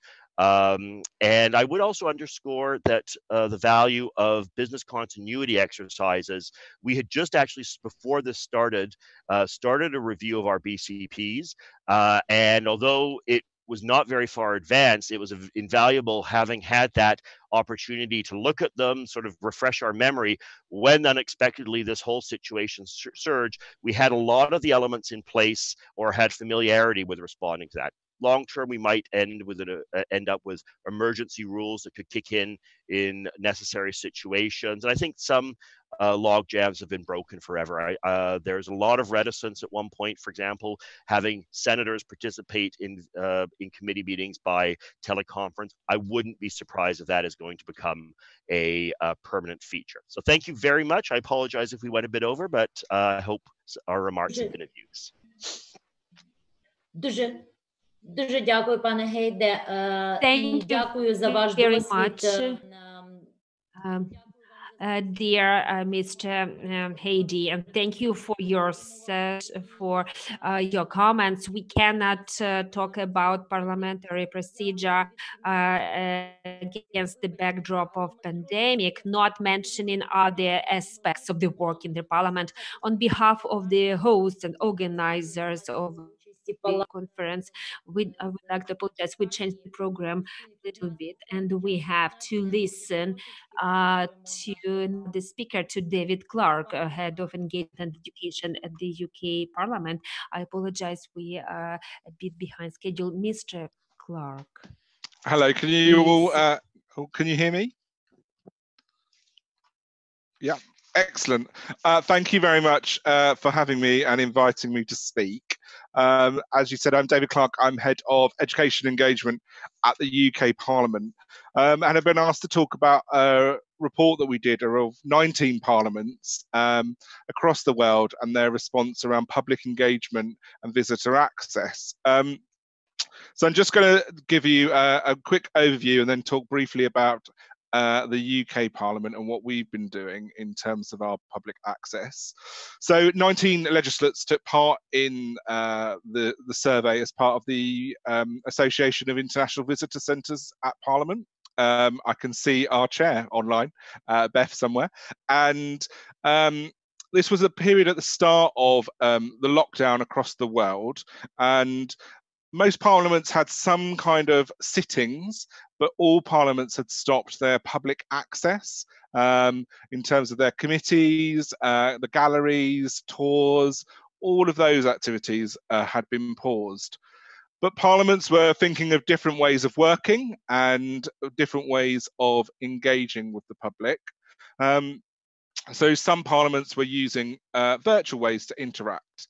And we can see that through various different parliaments. So online tours, I think Austria has been leading the way on this, where they hosted an online tour using YouTube and then did a live Q&A with their tour guides into making sure there was the interaction that they were looking for, that people would have got if they went around the building.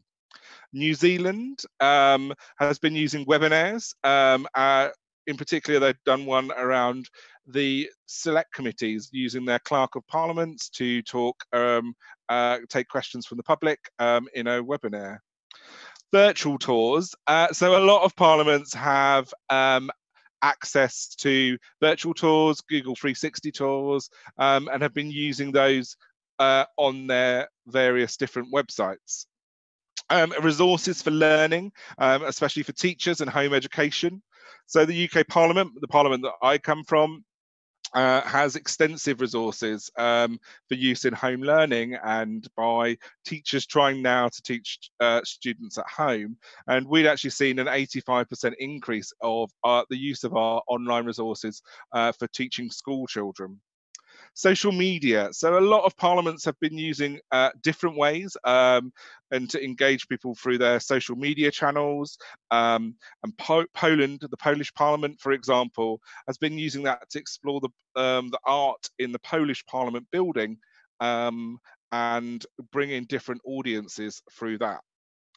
And then finally in the UK, just to talk a little bit about what we're doing, we're moving from a world-class physical education centre to a digital learning centre. And there's been various different trials and tribulations on that as we tried different ways of working, what platform we're allowed to use because of our digital service and the pools of from Parliament's digital service running a hybrid parliament and a virtual parliament and developing online learning.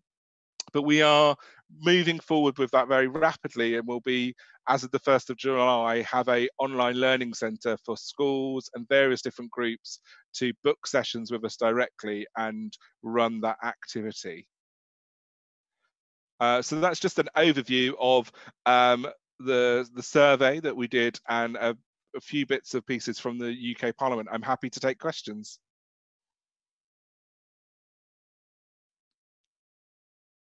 Пане Девіде, немає часу на запитання. Mr. David, no time for questions. I apologize. Okay. We will put together a list of questions and I believe we should talk about it in more details. And I'm very hopeful that once we would have an opportunity to come to our parliaments due to virtual reality. Thank you very much. I apologize for having to change our session and the schedule. I am very sorry, dear speakers, and now I would like to give floor to Serhiy Cherednichenko, manager in electronic instruments for Parliament's remote work.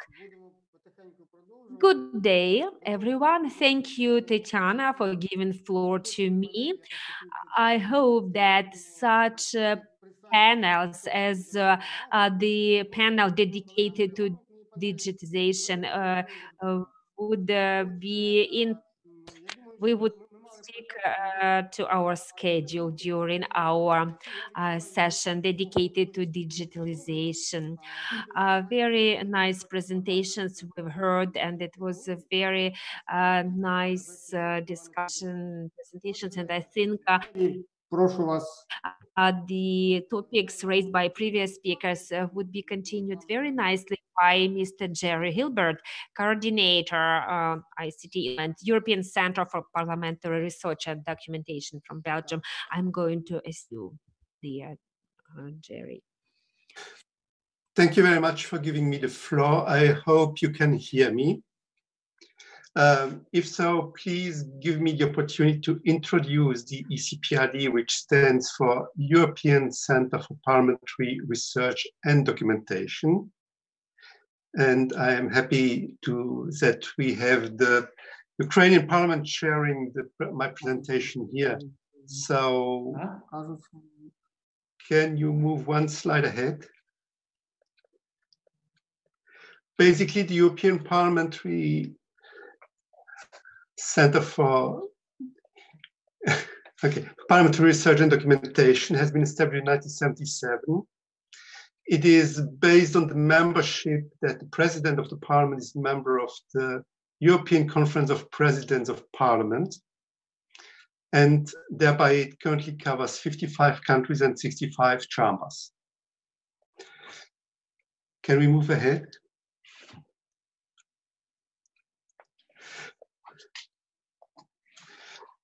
So basically introducing a bit the topic, and possibly you are going to hear something that was already mentioned either by the IPU, either by the presentation of the UK. Overall, currently parliaments have been describing themselves as being central places of democracy, with the understanding there is a physical place where people can meet, take decisions, and discuss. In the last 75 years, it was not really imagined that at some moment in time, this was physically not possible.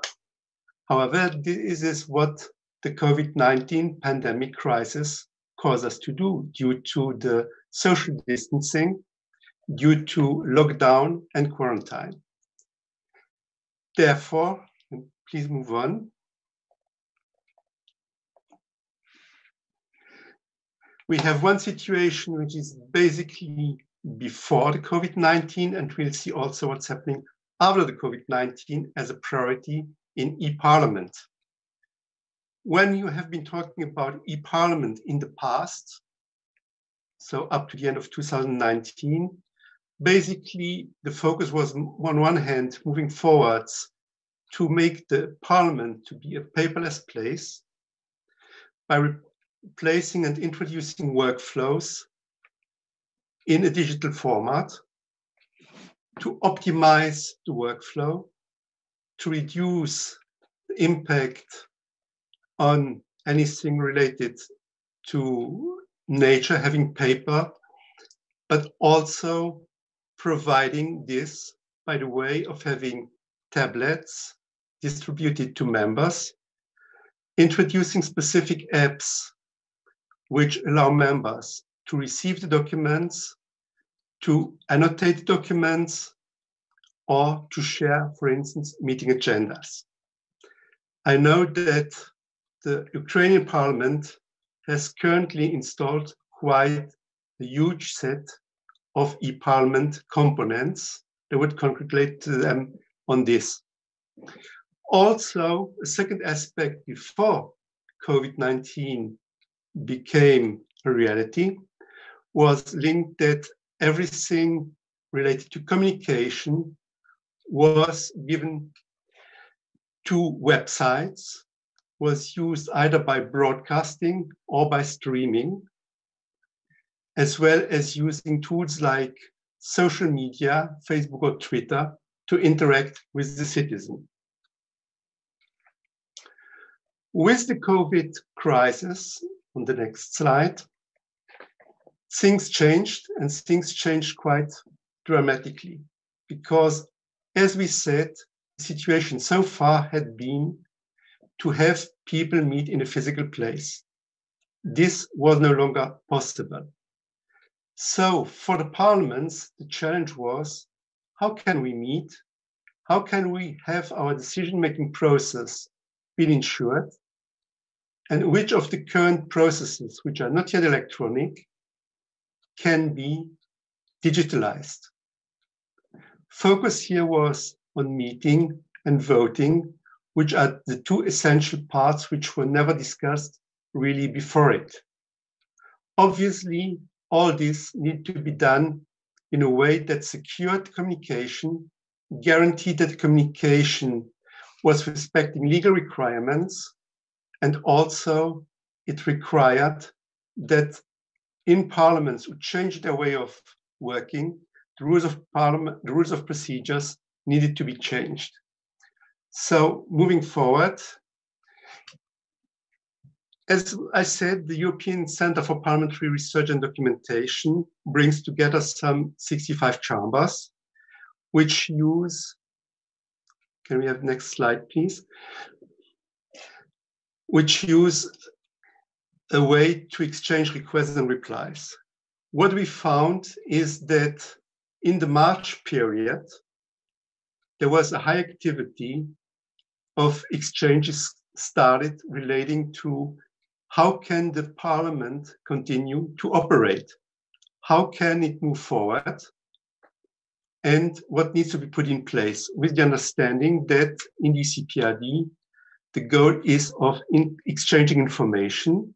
So looking forward or looking ahead of what other parliaments are doing to find a good way of what can be done in the national parliament.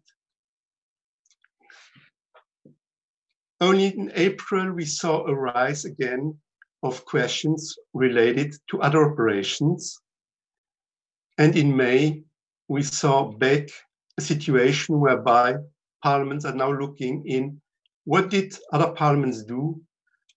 Is this persistent? Can we do it? What do we need in terms of parliamentary practice and procedure? How can we ensure that our parliamentary libraries continue to work? How can IT help parliamentarians and staff to continue to work? Can we move 2 slides ahead, please? Further. Next, next, and next. Once more. Okay. So overall, let's have an aspect on 2 different aspects. One is the meetings. As regards meetings, parliaments have started to adopt a large variety of different solutions. Currently, we are meeting here on Zoom.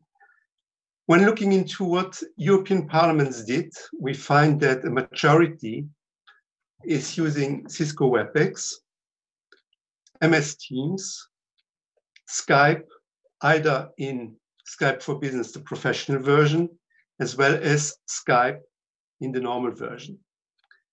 Overall, what we see as well is the fact that one solution does not fit all in different manners. On one hand, parliaments usually adopt more than one solution in order to cover different aspects, be it to have interpretation during meetings, be it to be able to broadcast the results of the meeting, ensuring compliance with security aspects, or integrating into the local infrastructure. I guess the slides will be made available at the end of this meeting to all. One of the examples here shown is, for instance, how the MS Teams is being used by the Riigikogu, the Estonian parliament, and directly shared over the internet. However, along meetings, the second aspect is on voting. We had seen already by the presentation given by Avinash from the IPU that there is a higher acceptance in committees to change ways of working. provided, of course, that there is a legal basis. And what we found in the different surveys that we did is that by end of March, so in the early phase of COVID-19, most of the parliaments were not having that legal basis to operate for it.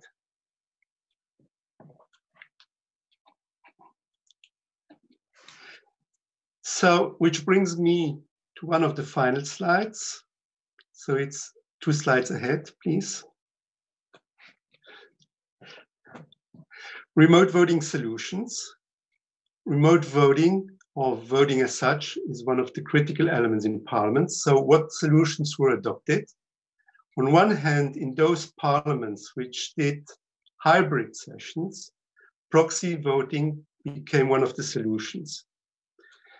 Thereby, members delegate their votes to the member who is on site. A second way of remote voting that had been implemented was voting by email, provided the parliaments have a secured email system. Sometimes we have a combination of the two, whereby we have normal voting and signed ballots being sent in order to prove the voting given by the member. In smaller parliaments, it's possible to use voting by raising hands or raising colored ballots during video conference. Obviously, in larger parliaments, this is not possible. Some parliaments have been using the polling functions that are available in the software and communication software that they are using. And finally, the most advanced have found solutions, developed apps in order to allow specifically for voting. We have some examples from Poland and Spain. Recently, Latvia has developed a project, and also Portugal has an access to the intranet. Others may have too, but they haven't been listed here. In order to show how remote voting can work, I have at the finally here one video, if you could play that one. It's a 3-minute video explaining how in Spain remote voting is possible.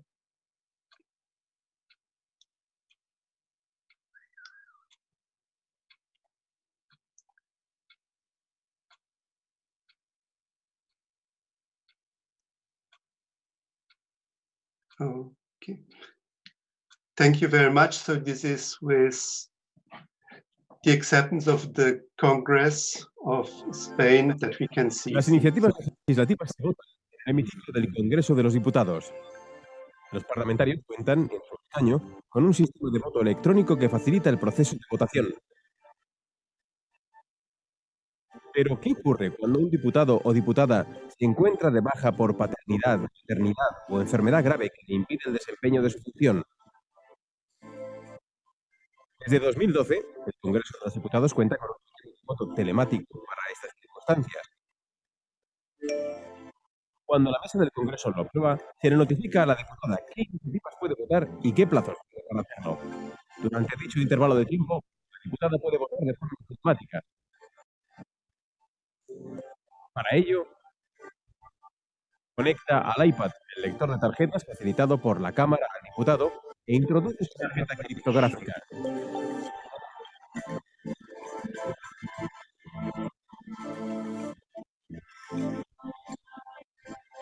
Accede a la aplicación del voto telemático metiendo su usuario y contraseña. Selecciona la sesión para la que se le ha habilitado la posibilidad de votar. Procede a la emisión de las votaciones correspondientes.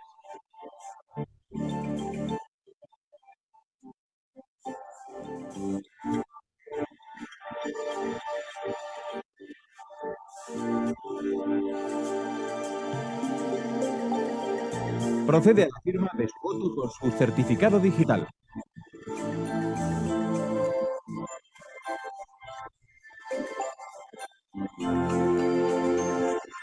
Una vez terminado, los votos emitidos quedan grabados y registrados.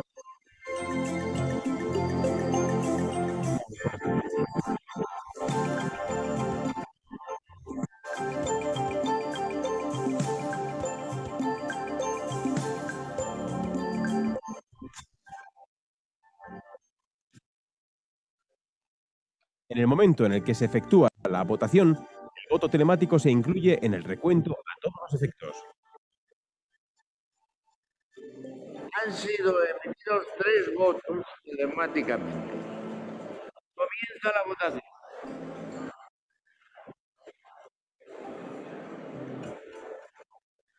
Votos emitidos 317. Sí, 177. No, 139. Abstención 1. Queda convalidada.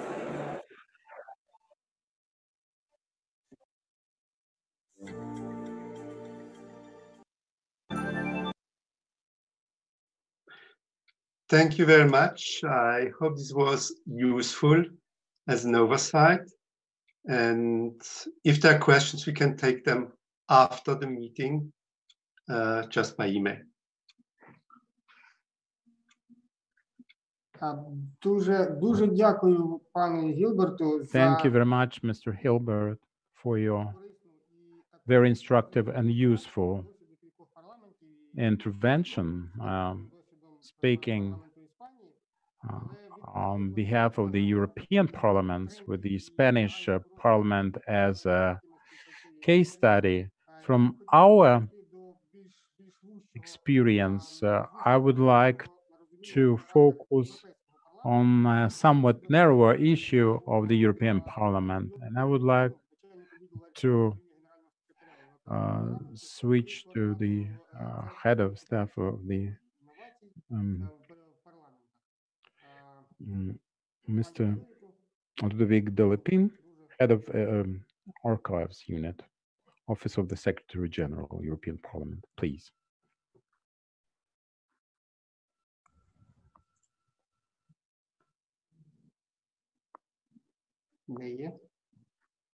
Yeah, hello. So thank you very much for giving the floor. I don't know exactly what people are seeing, but I hope that you may have the presentation that was provided in parallel. So my name is Ludovic Delepin. I am working for the Office of the Secretary General of the European Parliament, and this presentation is jointly made in cooperation with Pier Francesco Sabaducci, who is working for the Directorate General for Innovation and Technological Support. The presentation which will be shown is a very short feedback on the way, thanks a lot, moving to slide 2, on the way that the Parliament has managed the situation related to the crisis COVID-19.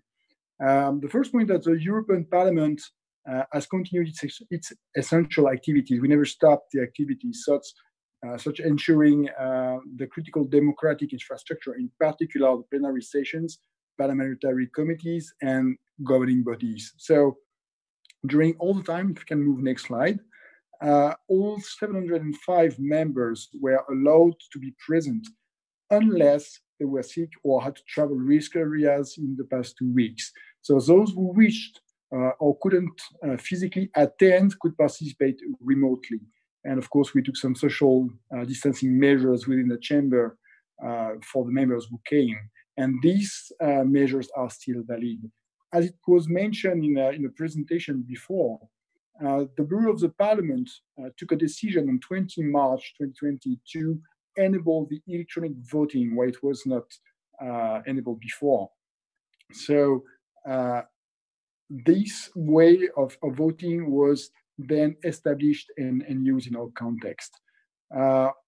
In parallel, all documents which have to be used in order to support meetings, whether they are plenary meetings or committee meetings, were already available through document management.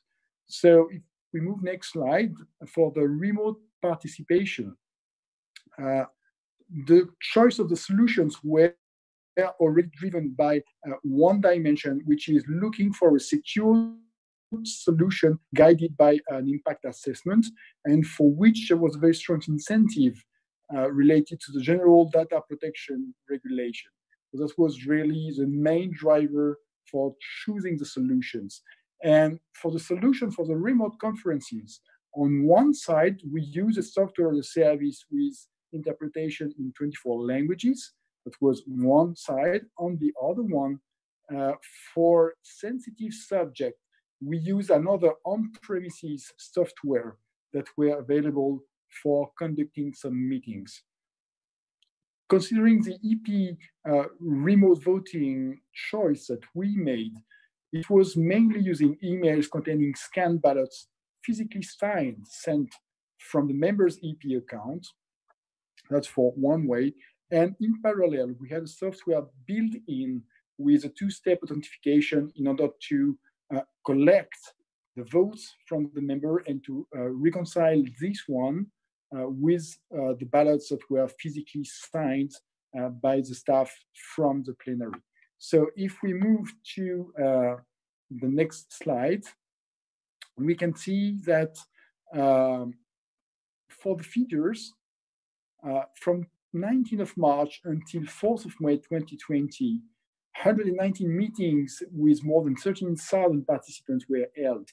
And then you've got different numbers for the meetings of parliaments, governing bodies, but also political group meetings and committee meetings that were held during this period. And there was a lot of activity that was conducted. Just as a point of reference, on the 13th May 2020, there was a plenary. And during this plenary, for the first voting session, 695 members took part in this session and 687 in the second one. So most of the members could remotely vote or vote in presence. To highlight the impact of the activities, we can see that for the corporate mobile devices on the 9th of March, so just before there was a huge move for remote activities, there was almost 500 simultaneous connections using corporate mobile devices inside the European Parliament.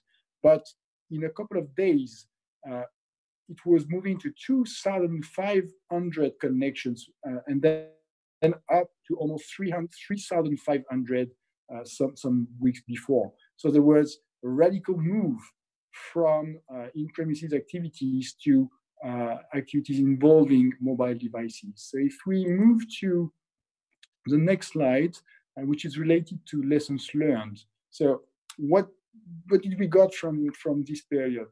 The first thing that we had to provide a very strong support for the remote culture. That was not necessarily the case. Many people get used to work inside premises, inside meeting rooms, to have facilities that were close to them. But in this case, we really have to provide strong support for the remote culture. And this was made through mainly two dimensions. The first one, it was including guidelines, because if you do not get used to have mobile equipments or mobile devices, such as how to have some light, how to position yourself, how to use your device, which kind of device you can use. So all these guidelines were to be provided because people do not necessarily get used to have these remote devices. And also prior testing. It was a kind of hurry moment where we have to provide solutions in a very short time frame. But providing solutions in a short time frame doesn't prevent from testing the solution. And it was testing functionally. It was testing based on the security side, but it was also testing with real end users, meaning members, assistants, or people from the staff. Because of course, it was also mentioned in the presentation before, you also need to take into account the connectivity of the people who will participate in the remote activities. So this prior testing is absolutely something to be onboarding from the beginning of providing such solutions. The second point is no face, no interpretation. We have to provide interpretation in 24 languages for all meetings that took place, or for the one with less languages, the number of languages represented in the meeting. And in this context, interpreters said that it's very difficult to interpret the session. So if you don't see the face of the people, it's very complex to be able to perform a professional work. So the point that we took was no face interpretation. If people cannot see you, then of course there will be no interpretation of what you are saying in another language. The third point is moderating remote meetings.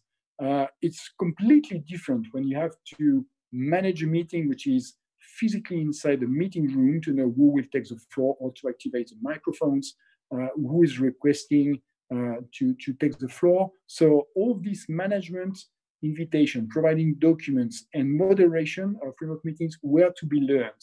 And this is also part of the first point, which is supporting the remote culture. All these things had to be done while people were almost on a remote activity. So nobody was physically present. You could not train everybody before it took place. Many people were on their own premises and had to be trained in order to cope with this new situation of remote activity. So it was very important also to train the staff, supporting functions that were managing and moderating the different meetings. The fourth point is to use the remote solutions when participants cannot be present on site. This means that what we had to develop, what we had to acquire in this specific situation is something that we will continue to use after the crisis. Because when you have some people who cannot participate to your meeting, for instance, experts in different meetings, committee meetings, auditions, so all these people who cannot who had some difficulties to be physically present inside your meeting, now we have the tools that we can continue to use and make sure that this voice can be heard, even if they cannot be physically present in the meeting rooms. And the last point is the equipment for members and staff with mobile equipment. This is not something that was new. This is not something that we had to acquire. There was for quite a certain time already a strategy to move to mobile equipment and to provide hybrid equipments for the staff members and the staff for members. But this was just to accelerate the dissemination of this type of equipment. So in a very short time, on 3-4 weeks, there was a huge acceleration of spread of mobile equipment for members and staff that were provided in order to enable the continuation of the work of the political activities and the democratic functions of the parliament through this new type of equipment. So these were the main lessons learned that we had, and this will conclude my presentation. Thank you very much.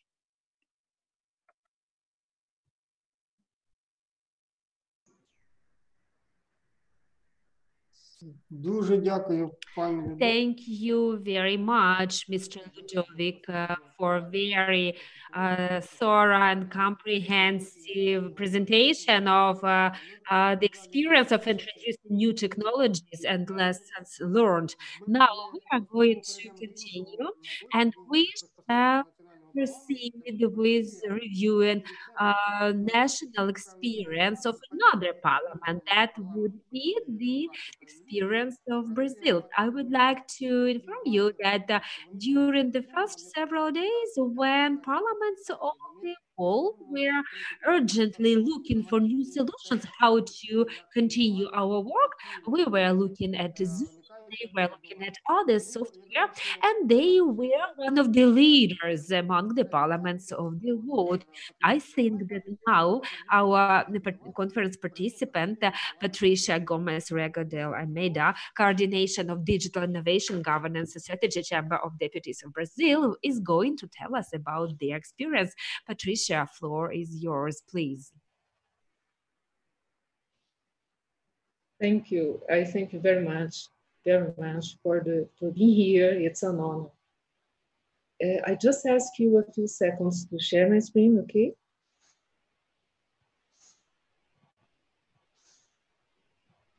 Right? You see it? Well, as most of the Legislative House, the Brazilian House of Representatives have to put on text a plan to ensure the continuity of the legislative process. Those actions should be supported by a law, and consider this. The 513 MPs approved a resolution that established that all the MPs should work on a remote floor, should be able to work on a remote floor. And all those virtual sessions should be prepared to deliberate. And all the MPs should be able to do everything that had to be done in a session using only an internet link and a smartphone. take into account those issues and a bit more that were described in the law, in the resolution. We designed our virtual plenary detector with the 3 components: a video conference service, an app, and a set of internal legislative systems. The app, the InfoLeg, was launched in 2016 in order to make citizens be aware about important information related to the legislative process.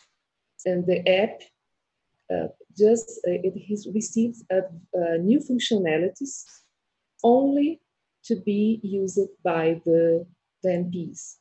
And the app interacts with the internal legislative systems in a way absolutely separated from the video conference platform. And the result goes to our website.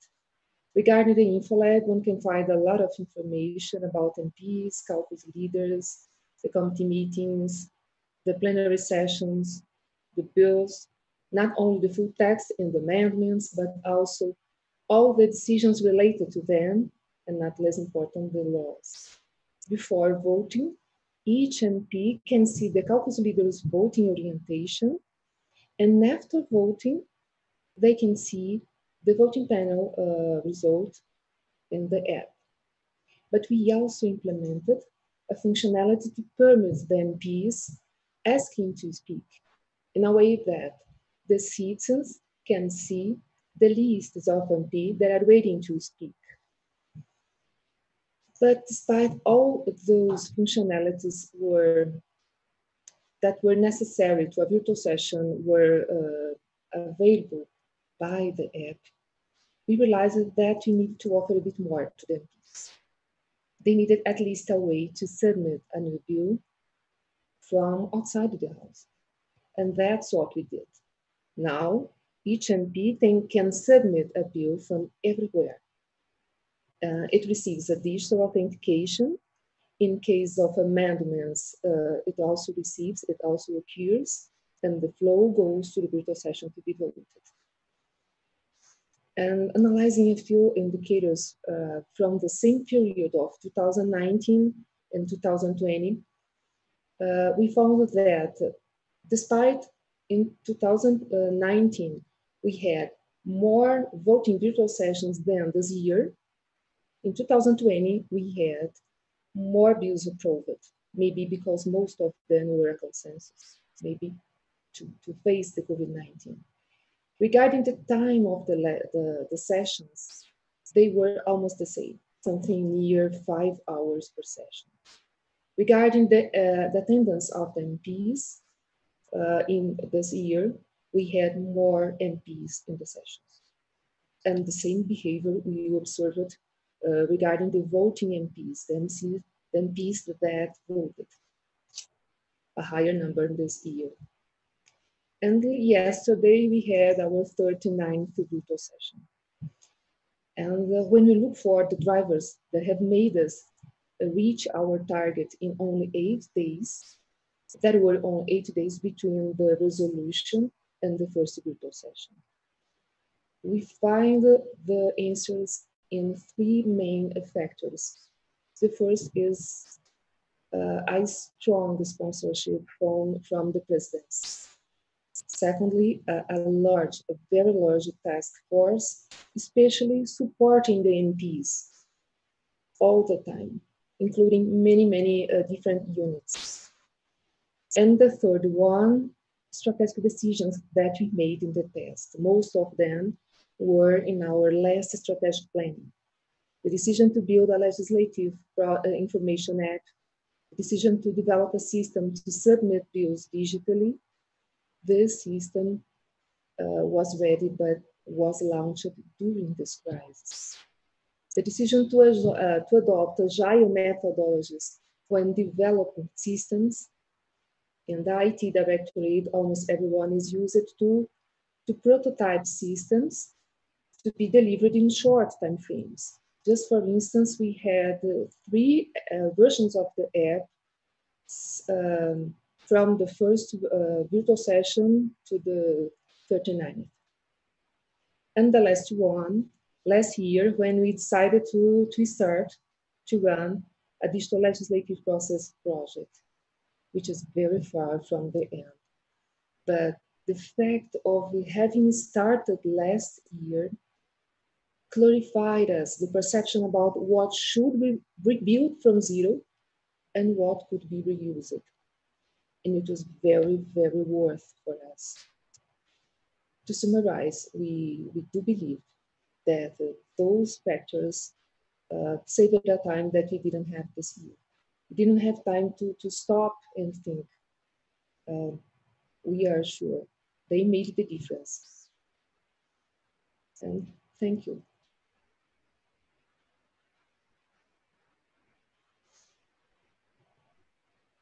Дуже дякую. Thank you very much, Miss Patricia, for sharing your experience. You had a very brief, very concise, and very much to the point presentation. As I have already mentioned, Brazil was one of the leaders in terms of what Parliament should be looking at. And we are trying to stick with our schedule. Now, I would like to give floor to Mr. Jan Menzer, Policy Advisor, Lecturer, Associate Fellow at the Institute for Parliamentary Research, Germany. Please, floor is yours. Hello, thank you very much. Can you see and hear me? Okay, great, thank you. I've been working for many years at the German Bundestag as foreign policy advisor and as speechwriter, and I'm an associate fellow at the Institute for Parliamentary Research in Berlin. The digitalization has two sides for the parliamentary work.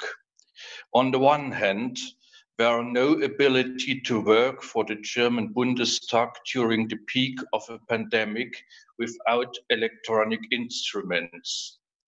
On the other hand, this was an emergency. The president of the Bundestag, Wolfgang Schäuble, has written a letter to the parliamentary group leaders. He has offered a deeper discussion on virtual plenary sessions, but our basic law and our rules and procedures demand for parliamentarians presence personally. Furthermore, there is a need of transparency in parliamentary debates. This also emphasized by Schäuble's advisors. The opportunity to constitute a very small emergency assembly was rejected. In accordance with the Constitution, an emergency assembly can be formed in the case of an attack of war. The parliamentary leaders agreed to hold virtual committee sessions and virtual sessions of parliamentary groups. Parliamentary sessions take place in the plenary room directly, with personal presence, but with distance and only with a part of deputies. Some participants were concerned that working only with a reduced number of deputies requires trusting in agreements between governed parliamentary groups and the opposition parties. For example, the British Parliament has established a system for balancing the relationship between majority and minority. So if 10 members of parliament of the governing parties are not able to take part in a session, the opposition has agreed to renounce 10 members of parliament too. This is their agreement, and the question is, would this work in the Bundestag in the case of a pandemic? Now I will answering the question if electronic instruments facilitate Parliament's work. On my point of view, it was easy to relocate our work into home office. There is an option for all members of Parliament, assistants and advisors to use notebooks at home. It includes reading emails and the intranet for the parliament for finding internal information. It is more difficult to take part in a committee session. The Bundestag is not experienced in using electronic instruments for committees, working groups, or plenary groups. One reason is the demand of transparency and personal presence according to our rules and procedures. Years ago, the Bundestag discussed the introduction of an electronic voting system, but the transparency of deputies' vows for voters in public was more important in view of a parliament. In some cases, it was not easy to find an applicable electronic system for taking part at committee sessions. The Bundestag doesn't use a standardized system of notebooks and smartphones. Members of parliament and their assistants are using different types of internet provider. As a result, the access to a committee session depends on technological preconditions. In most cases, the problem was solvable. Nevertheless, the Bundestag was victim of cyber espionage and hacker attacks in several times. The uncontrolled mix of technologies and the undivided application of notebooks and mobiles for private and professional matters is a big challenge. In my point of view, there is a lack of security, and as a result, there are easy ways for spying internal information. It isn't understandable for me that the Bundestag is avoiding the costs for a standardized system. Last but not least, I will talk about some impressions of chairmen of parliamentary groups given by interviews for the public service of a Bundestag. Ralf Brinkhaus, the leader of a governing CDU-CSU group, has given a very self-confident reply. He emphasized that we have talked about the pros and cons of virtual solutions after the crisis. At the beginning of the corona crisis, the Bundestag implemented a lot of emergency laws very quickly. According to Brinkhaus, the government cannot expect that the parliament is willing to accept all the bills at this tempo. Rolf Mützenich, the leader of a governing SPD parliamentary group, emphasized that digital solutions and the mini parliament were useful for the political acting. The Bundestag was able to influence government's bills for better politics. Alice Weidel, parliamentary leader of the oppositional right-wing AfD, Alternative für Deutschland, criticized the empowerment of a parliament and governments of an opportunity to misuse the situation. Christian Lindner, parliamentary leader of the oppositional liberals, praised the role of a mini parliament and the opportunity to continue a consensus-oriented work during the pandemic. According to Amira Mohamed Ali, the parliament leader of Die Linke, the parliament made sure its constitutional functions during the crisis. Katrin Göring-Eckardt, the parliamentary leader of the Greens, rejects the disempowerment of the Bundestag because government's ability to implement law depends also on the parliament in times of a crisis. In summary, all parliamentary leaders hold less or more the opinion that the Bundestag is able to work under these conditions.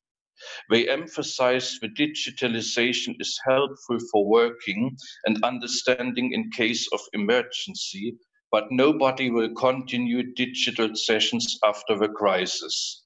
Parliamentary work depends on debating personally, to be in touch with each other and to be transparent for voters and public. Thank you.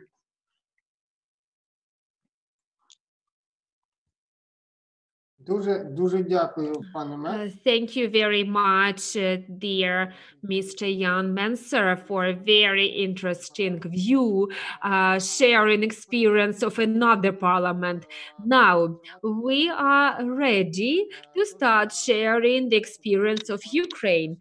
Not to waste your time, I would like to invite Oleksiy Sidorenko to take a floor, representative of the management of the Verkhovna Rada of Ukraine Secretariat. Mr. Sidorenko, floor is yours. Thank you very much, dear colleagues. Thank you all who was looking forward to my speech. I would like to summarize the three main lessons learned, which we, my team and myself arrived at during our work in the period of quarantine. The quarantine was introduced in Ukraine on the 12th of March, whereas on the 23rd of March, we had our first meeting conducted online in the video conferencing mode using Microsoft Teams. It was Coordination Council meeting of the Parliament. At that time, we had neither licensed software, nor experience, nor knowledge. On March 30th, Verkhovna Rada of Ukraine, the Parliament of Ukraine, made amendments to the law on committees of the Verkhovna Rada of Ukraine to allow to conduct parliamentary committee meetings remotely online. On April 6th, we have had the first online meetings in the mode of video teleconferencing of our parliamentary committees. We have conducted a series of trainings for MPs and their teams. We developed manuals and training materials to allow us to provide MPs and parliamentary committees with all they are needed to continue their work remotely. And from this point, so when the quarantine was introduced until now, we have had over 200 meetings remote mode. The epitome of this is the meeting of the Committee of Financial and Banking Policy and Tax Policy, which was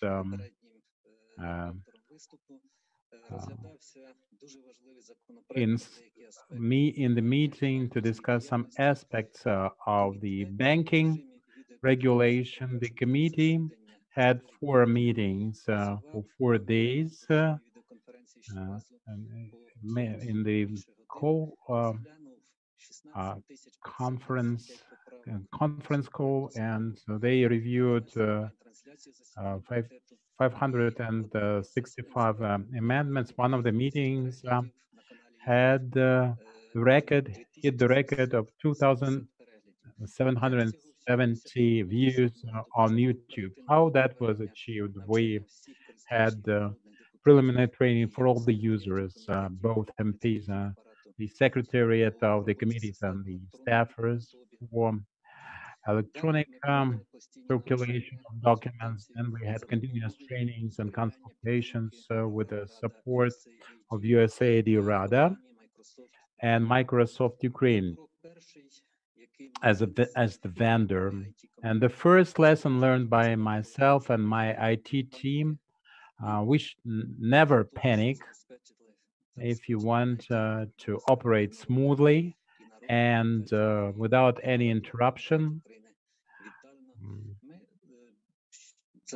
remotely.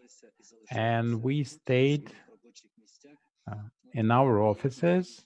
We maintained our operations and mobilized the human resources to meet the challenge of this time.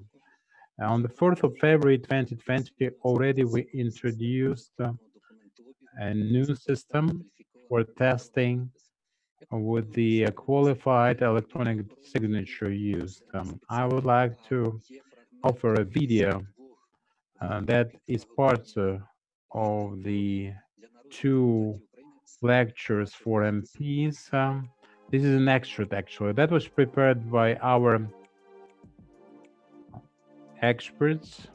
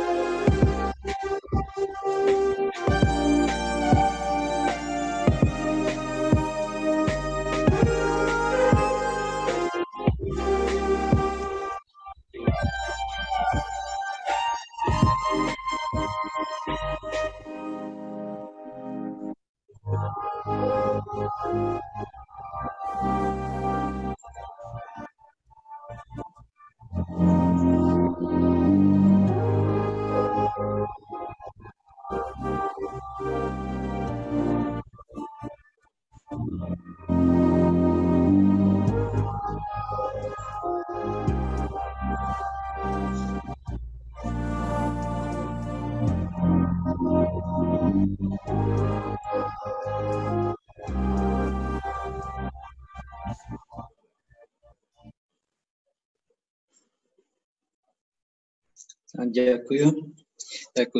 you very much. So the system that we have demonstrated allows for 118 types of documents according to the rules of procedure adopted by the Parliament, and the MPs can file with the system their amendments and their motions, preparation for the second reading remotely, electronically, and together with the launching of the system of e-documents, MPs also received a tablet as a workstation, remote workstation, which is a very useful tool for this type of operation.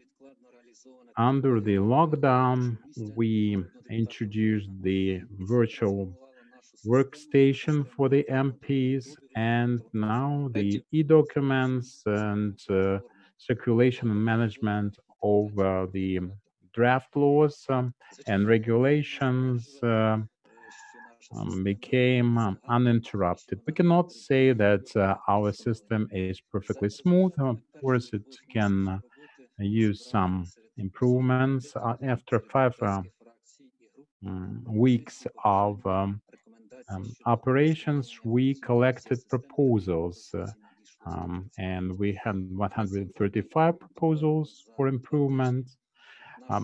Presently, our IT team, within 2 weeks, made 180 changes to the system, which will, as we believe, improve the experience. Another challenge is adjustment to the new mode and new systems and new ways of operation under the pandemic conditions. During this quarantine, the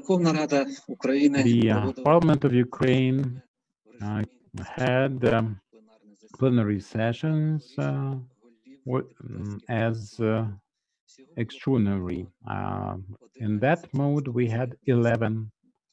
Next slide, please. 11 plenary sessions in that mode, because for one day, one date, we had more than one meetings. Sometimes we had two, in other words, extraordinary sessions. Back in the 20th of March, on the 20th of March, we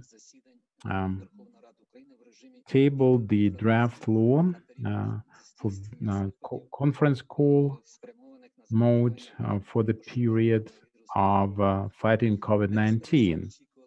And obviously, we anticipated some kind of regulation for the issue. And at the same time, we tried to integrate experience of our colleagues from other national parliaments, the experience that can be of use. And we successfully made use of it. Brazil, Spain, Estonia, Latvia, and other parliaments provided us with invaluable experience. We developed the technical specifications for the automated systems, the e-committee meeting, e-plenary session, which were developed in 2017 with the support of USAID RADA. And what we expect from the future development, we would like to add 4 additional modules of electronic registration and remote e-voting for the committee meetings, as well as remote plenary sessions with one condition of making it perfectly legal through the decisions of the parliament, and international interparliamentary cooperation, exchange of best practices and experience. So that's potentially a very valuable tool for the present and for the future challenges. And I regard that as a very promising tool for dialogue, making our parliaments more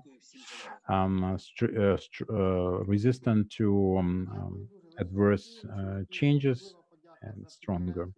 Thank you very much for the lessons learned that you presented. This was very important for all the participants, national and international, because this is the very experience that is most essential. Well, at this point, I would like to thank all the colleagues who presented their experience, and I would like from this panel, and I would like to turn the floor to Marina Tereshchuk to moderate our next panel. Thank you, Sergei. Thank you. We are called Civil Parliamentary Education under a COVID-19 crisis, and different parliaments responded differently to the challenges with the physical presence of visitors. And we would like to review the effective approaches. David Clark presented the poll that was carried out by the Center, and this survey can be viewed using the link that you all received. Now I'd like to turn the floor to Beth Clemens. Hi, good morning or good evening. Hey. It's great to be with you virtually today. My name is Beth Clemens, and I'm the CEO of the United States Capitol Visitor Center in Washington, D.C. I do have a couple of slides that I want to present. So if you'll give me just a moment.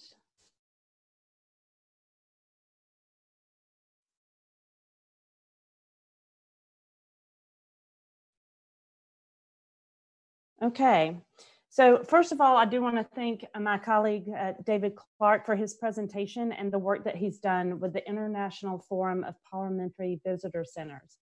The survey that he presented is just one of the projects that he's undertaken for the forum, and it has been so helpful for all of us around the world to learn from each other's experiences. So as you heard from his presentation earlier, there is a lot that's being done by visitor centers to stay engaged with our public during this pandemic. As the survey made clear, the COVID-19 pandemic has made all of us really rethink how we carry out our civic education responsibilities. In the United States, the closure of our tour operations happened at what normally would have been our very busiest season. And during the period of March through June is when we usually welcome hundreds of thousands of visitors in person to visit the Capitol. And many of those are students, and it is part of their education on the workings of the US government and their role as citizens in our democracy. So this is normally the highlight of the school year for these students, and the trip is one that is remembered for decades. So with the abrupt and unexpected shutdown of operations, we immediately began thinking about how to use our online resources to reach students and others who would not be able to visit us in person this year. So while we've always had a strong online presence, we needed to find ways to achieve our education goals online and do it really quickly. So we identified 3 areas of focus. We evaluated our existing online educational offerings. We developed new content with in-house resources and creatively utilized social media channels. So as I mentioned, we already had many excellent educational materials online, but they were secondary on our website. Traditionally, our website is where our visitors go to view their visiting options, plan their itinerary, book tours, that sort of thing. And the focus has always been on preparing a person for an in-person visit to the Capitol. So with those in-person visits no longer being possible, the first thing we did was reorganize our website to highlight our existing educational materials. The Capitol Visitor Center homepage now prominently features some of our key resources for teachers and students and families. Those resources include lesson plans for teachers, National History Day student research materials, and 10 years worth of virtual exhibits with content from the rotating exhibitions that we've had on display in our museums. We further adjusted the content on many of the educational web pages to focus on those things that audiences most easily can engage with off-site. So that included promoting the range of videos that were already available on our YouTube channel, our guide to the state statues in the Capitol collection, and games and activities for younger children. We were pleased to see that visits to these educational pages have substantially increased since our closure. So we are confident that the public is taking advantage of and really using these pages that they can now easily find. Next, we were compelled to create a tour video to share with everyone whose reservation had to be canceled. So this 10-minute video offers a glimpse of the most important elements of our regular guide-led experience. Visitors view the outside of the building, enter through the visitor center, and then travel across the main historic rooms of the Capitol, learning a bit about the history of the building and the work of the United States Congress. Since we could not be on site to film this, we created the video with existing footage and images that our staff videographer expertly pieced together to accompany the script that was written and recorded by one of our professional tour guides. So we sent this video to everyone who had a reservation that was canceled. And then we also had a webinar to introduce the video and talk about how we made it. And it's now available online and will be sent to any future cancellations. We are still closed to the public and are not sure when we will reopen, but it will be with very limited numbers when we do.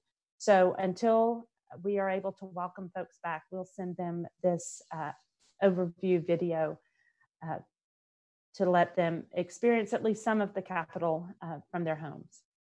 We are also working on a more extensive video, a 20-minute video tour that is targeted to the educational needs of the middle school student, and it aligns with that curriculum for the middle school student. Again, this piece was also created by our talented staff, and they have worked remotely but together to produce an engaging and informative video. The video is accompanied by a follow-along worksheet so that students can take notes and answer questions that are posed during the video. There's also a post-video comprehension quiz that teachers can give their students after they watch the video. Further, we also have started to produce several short videos that feature the statues in our collection, and there will be one for each of the 50 states. So 50 different staff members have volunteered to record these informative videos. And again, our team has come together remotely, our education specialists, our tour guides, project managers, gift shop clerks, folks from across our organization to volunteer and record and then present the information about these statues. So this project is will come to fruition soon, and we'll be posting all of those available on the YouTube channel and on our website as well. Our third initiative is related to social media, and we are sharing these new video materials on our website and through our social media channels as well. But to stay in touch with our visitors, but also engage our staff, we ran a unique social media campaign on Facebook and Instagram, and it was dedicated to sharing our staff members' memories and favorite stories of the places in the Capitol. So with them at home during this time, we wanted to use this campaign as a means to continue their work of interpreting the history of the Capitol and Congress in a way that had personal meaning to them. And our staff really responded very well to this, and so have our audiences. It's been gratifying to see the universally positive sentiments and comments these posts have received. The story seen on this slide is from one of our guides that recounts their feelings as they witnessed President Obama speak at the celebration of the 150th anniversary of the 13th Amendment that abolished slavery in our country. A descendant of slaves, the guide says, 150 years ago, my ancestors would never have fathomed that their descendant would work in the Capitol and be part of such a momentous occasion. So we published about 100 of these personal stories, and they were just really well received by our audiences. Additionally, we released short videos through Facebook. One of them was a 360-degree look at an elevator shaft, which happened to have some historic artwork in it. And so it was a behind-the-scenes look at some things in our Capitol, and then also minute-long features about former members of Congress that were prominent in the abolitionist and civil rights movement. We also used social media to announce the launch of a podcast series that we were just finishing up when the closure occurred. It's called Shaping History, Women in Capitol Art. This 10-part series looks at the stories of women artists and the sculptures of women represented in the Capitol collection. Many of these women are trailblazers in terms of gender, race, and achievements. And we focused on this specific topic of the podcast because August 2020 is the centennial of the ratification of the 19th Amendment of the US Constitution, which gave women in the United States the right to vote. So episodes are being released weekly, and they are also available on our website and through Apple and Google stores. So I do hope that you will take an opportunity to go to our website, which is www.visitthecapitol.gov, and check out some of these offerings and see what we've been doing to stay in touch with our public and particularly our students. And better yet, though, I hope that I could one day welcome you personally to the United States Capitol when it's safe to travel again and to be here. I hope you will come and visit us in person. And I thank you for the opportunity to talk with you today. I'm honored to be able to participate in this conference, and I hope all of you are staying safe and healthy. Дякую, Бет, за такий чудовий Thank виступ. you, dear Beth, for your wonderful presentation. Thank you for sharing your experience with us. I have to thank you and also David. And it's great that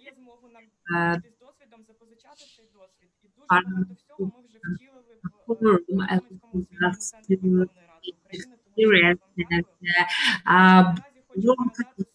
implement your experience in the work of our government. Now, I would like to give the floor to Mykola Shevchuk, Deputy Head of the Rada of Ukraine. Mykola, floor is yours. Good day, everyone. Happy to see you there for it with us this moment. I would like to thank you, dear organizers of this conference. We have learned a lot. I am sure this experience is really good experience of other countries. Countries have to look for other ways how to continue their work on the security. And of course, we have solutions to present. I would like to about our solutions. Of course, we are presenting. We have our education year board of experience of the British Parliament the very good to engage members of the public and especially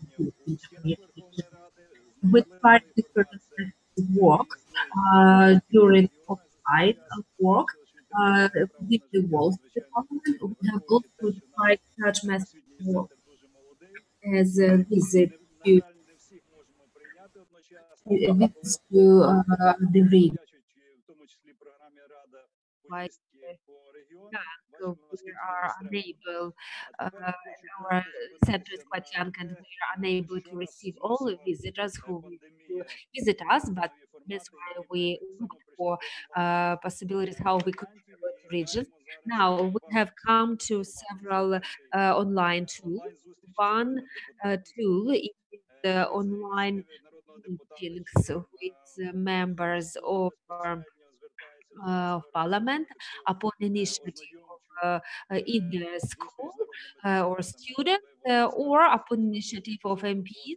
And we organize meetings when MPs tell students about their work, their accomplishments, and share their experience and give advices and recommendations what knowledge students should have in order to become MP in the future, potentially. And second, online tool is online work on modeling session of the parliament. That is something specific, something unique that our staff members have developed as a lesson training session that simulates the real work of the parliament. It is conducted in the form of the game. Participants get fully immersed into the peculiarities of work of the parliament and trying to understand what kind of work it is to be a member of parliament and what happens after the voting in the plenary session hall and the entire legislative process, what it takes to write a draft bill. In addition to it, I would like to inform you our educational center is actively supporting all our events that we conduct in the parliament. Recently, the Verkhovna Rada of Ukraine celebrated its 30th anniversary of a new format. Prior to that, we had the Verkhovna Rada of Ukrainian Soviet Socialist Republic, and the new format, Verkhovna Rada of Ukraine, celebrated its 30th anniversary recently, and our educational center organized some fun contests for school students, and we see that it's a very promising and very much forward-looking direction of our future activities. Almost one-third of MPs participate in activities of our educational center, and we understand they are aware they need this type of activities for their engagement with members of public and the use of Ukraine future voters, future MPs. We see we have a lot of promising directions in development of activities of our educational center. It was very interesting to listen to experience of other parliaments in terms of educational centers. We will try to borrow your experiences and implement them. Due to USAID RADA program, we have managed to develop a 5-year plan for our educational center. We believe this is one of the new directions in our activities based on principles of openness, transparency, engagement of citizens into the processes of democratization of our society. Education is going to play a pivotal role in our society in the future. To finish, I would like to wish you a nice evening. Stay safe and take good care of yourself and your families. All the very best to you. Thank you, Mykola Mykolaievich. Thank you, dear colleagues, who shared your experience of maintaining work of educational centers as well as visitors center. Now, I would like to give floor to Lesia Necheperenko. Good day, good evening, everyone. Thank you for having patiently waited for the fourth session of our conference, Working Constituencies, New Approaches and Instruments. It's wonderful that we have the opportunity to meet in spite of distances between us and the challenges we're faced with and discuss the work of parliaments in the condition of pandemic. One of the topics is the work of MPs in their election districts and communication with voters. One of the key directions in the activity of the USAID RADA program is to facilitate MPs in their communication with their electorate. And to that end, we are implementing the project Model District to facilitate communication of MPs with voters. We tried different formats of our work, and all of them were based on offline communication. Clearly, COVID-19 influenced our activities, and we had to adapt and to promptly find new ways of our work. And we developed online tools how we can continue our work. The pandemic has influenced, of course, the work of MPs and their teams in the election districts. And to talk about this, how they adapted to new conditions of work, what tools they started using in their communication with voters, those issues will be discussed within our next panel with our dear speakers. I would like to remind you, we have the format of the speech is up to 10 minutes. Now, I would like to give floor to our first panelist, Dr. Sven Sivkin, political scientist, lecturer at the Martin Luther University, Germany. Dr. Sivkin studies the parliamentary control function of the parliament and the work of MPs in the election districts. We give floor to you, Dr. Sivkin. Thank you very much. I'm also happy to be here and share some insights on a current research project that we have started.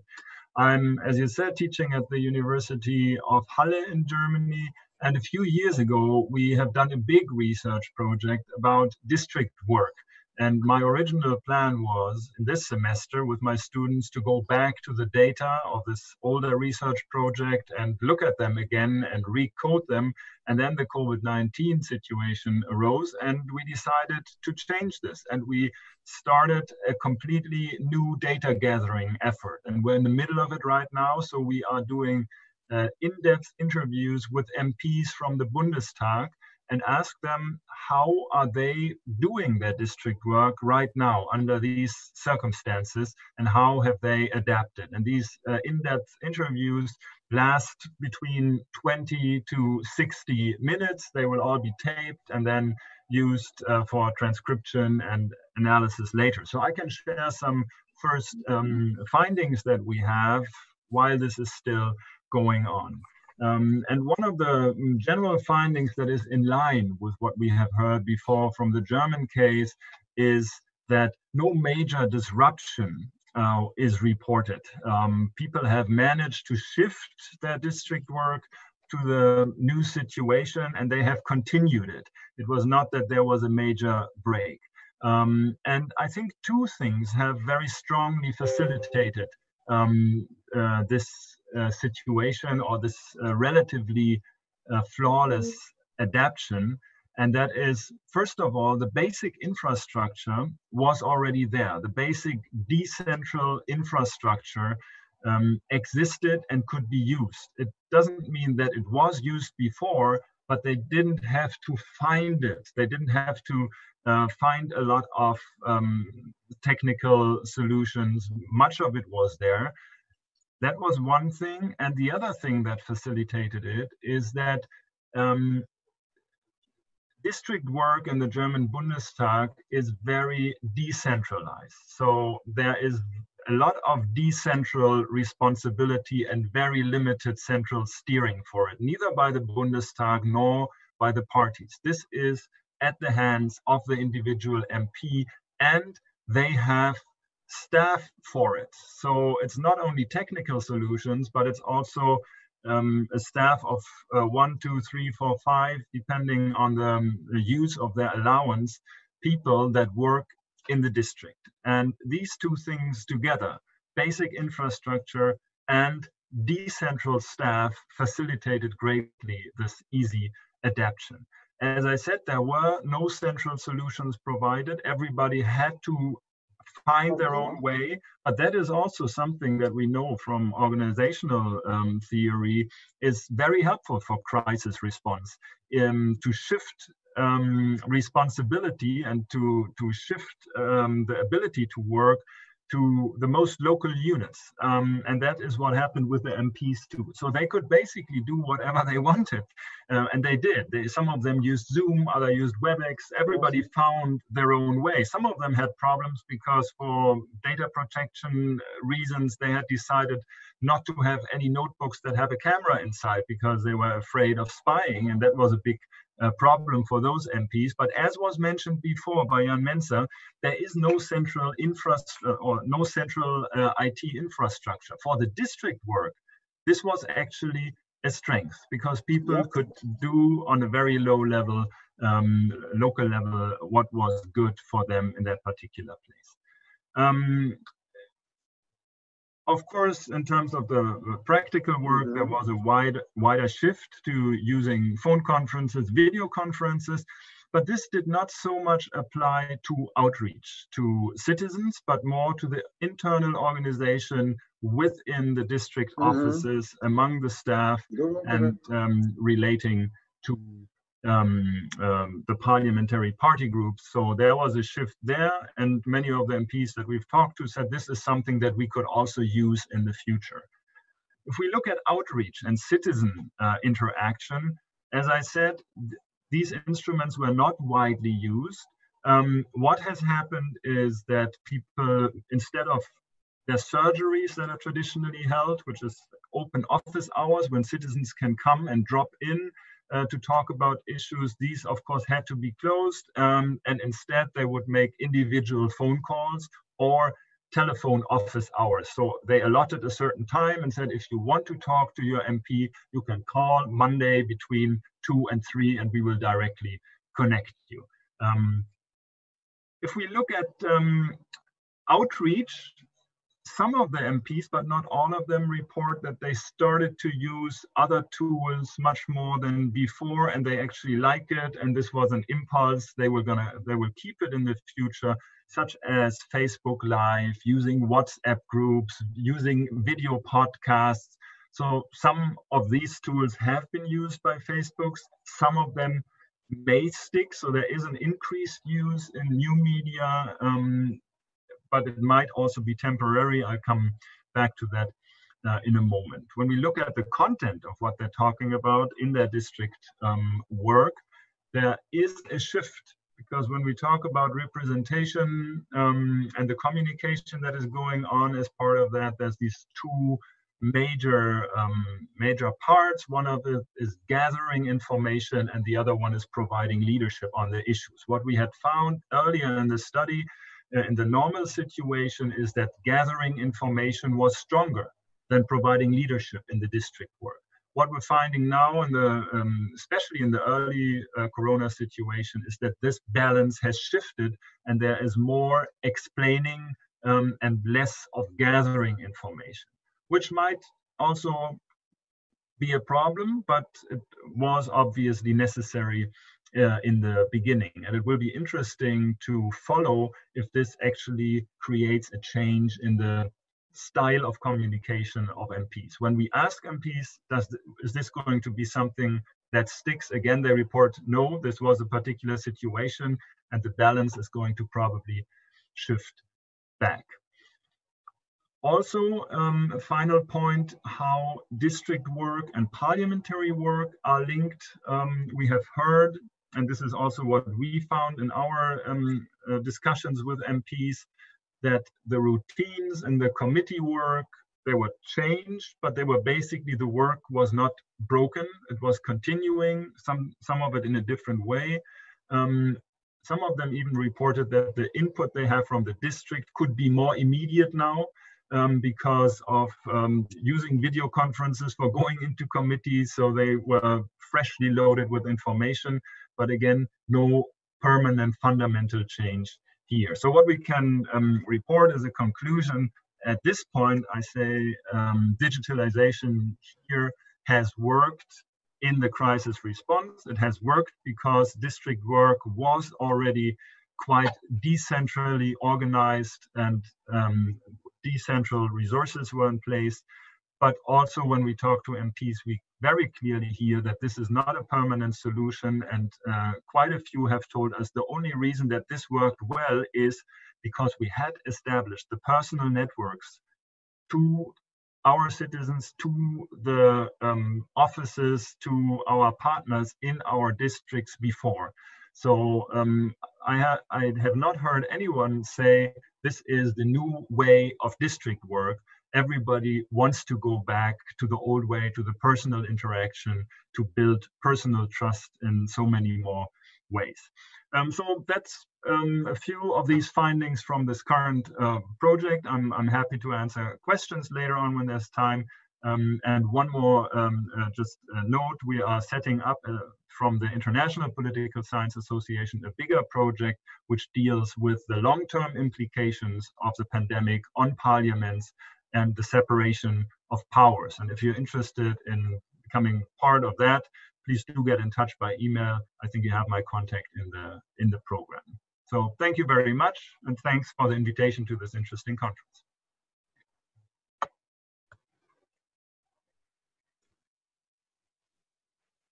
Дуже дякую, пане Зівкін, за таку цікаву Thank презентацію. you, Mr. Zivkin, for this interesting presentation, telling us about experience of the German MP so much.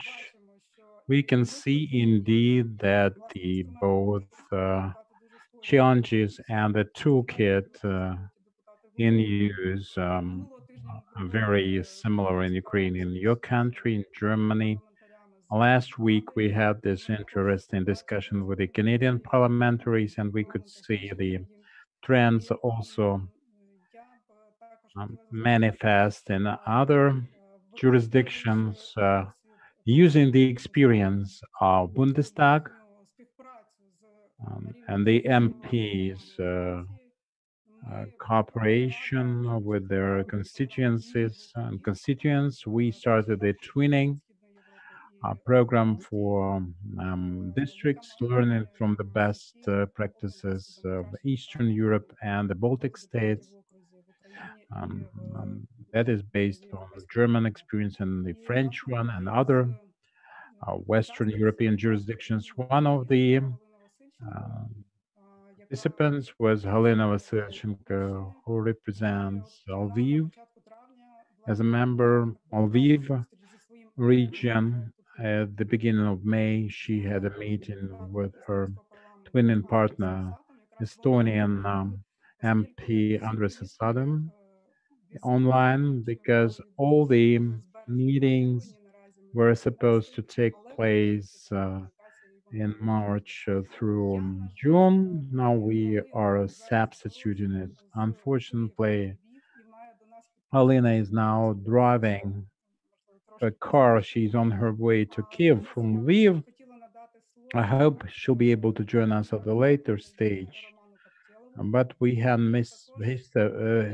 here Mr. Roman Koptel, Member of Parliament, who is very active in his constituents, communicating with the constituents, and he held the Організував свою роботу в час карантину і побудував роботу в окрузі комунікації. with his voters, and now we can learn from his experience. Thank you very much. I think I should speak Russian. I think this language is more dynamic and will bring about some quality. And of course, we learn from different colleagues. With myself and my team, we did the same. We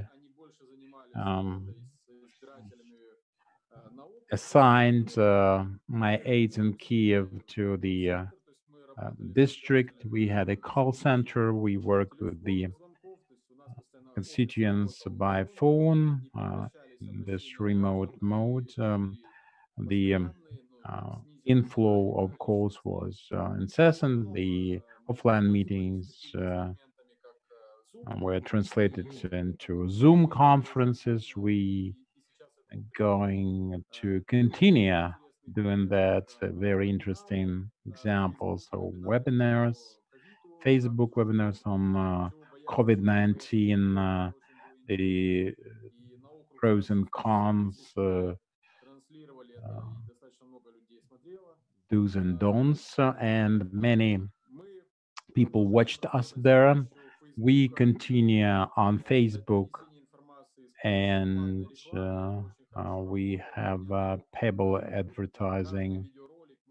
Every video is produced with a certain target. We make targeting ads for the district. It's much better than utilizing local media.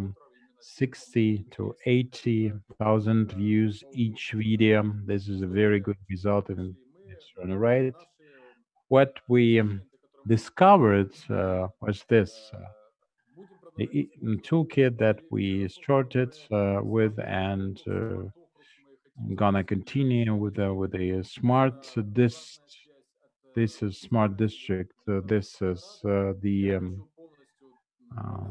feedback from the constituents, accessibility and transparency of the goings on inside the parliament. We would like to make direct connection for the constituents to my answers to their questions, and this should be combined with the living map. We can arrange some meetings, more than 20 different online services, different for the maps, the waiting list electronically, the and we can present that together and can share this with you and use it as a case study. We use this mostly for uh, working with the constituents remotely or with the tablet that we were given, and with the e-documents available. You can do it on your lap, sitting in your car, make a motion, make a petition and grievance, and immediately get the feedback. This is very available, readily available, and very good and reliable tool, and we can improve the e-democracy. This is a very effective thing and very useful at that. And the principal thing is to keep the pace and the dynamics of our communication with the constituents, with troubleshooting and problem solving. The offices, virtual offices, the hotlines are still available. The smart district arrangement for electronic access to the MP. This is the contact center. And I think that in the future we will be as active. I am going to catch a train to go to the field. Now the connection is reestablished from this crisis. We can learn that whatever comes your way and is available and reliable should be used. And it's great that we can use such technologies with the support of the staff and our colleagues. This is very good. So I would like to say that I listened with great interest to my predecessors at this podium. Thank you very much. Thank you, Mr. Captiello, for sharing your experience with us, and I hope that we will be able to continue this cooperation as you suggested. And we will also try to establish contact with your colleagues and their aides and their teams. Irina Konstankevich is also on her way. The internet connection is not that reliable. Let's hope that she'll be able to join us, but still we have Andrei Tokarsky, Regional Coordinator of Civil Network of Quora. in Rivne. The Rivne branch, Opora is a national organization for advocacy and public control, public oversight, local democracy, and USA Rada supported with a grant the project for Rivne branch specifically. And they analyzed under the project the way in which MPs operated online in this Corona time. So thank you. Can you hear me? I can see that we are connected. I have prepared some slides. I would like to share them with you.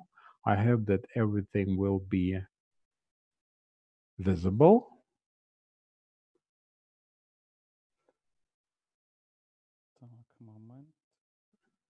Just a moment.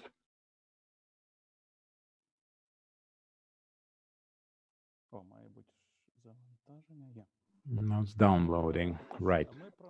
So we analyzed distant remote operations or MPs with the use of new technologies. Some of them were used before that, like social media, because we know that during the pre-election and election campaigning, they use that for communication with their voters, their district, Facebook, Instagram, Telegram, YouTube, and all the social media that are used by their voters and our constituents for the campaigning period and also for the pandemic lockdown that made the offline communication virtually impossible. And the social media are now frequented by MPs, more actively used. So they provide information, but also get the feedback in different ways from their constituents. So we analyzed the most popular social networks used by our MPs. Facebook, well, there we can find 394 MPs. Maybe they use some nicknames or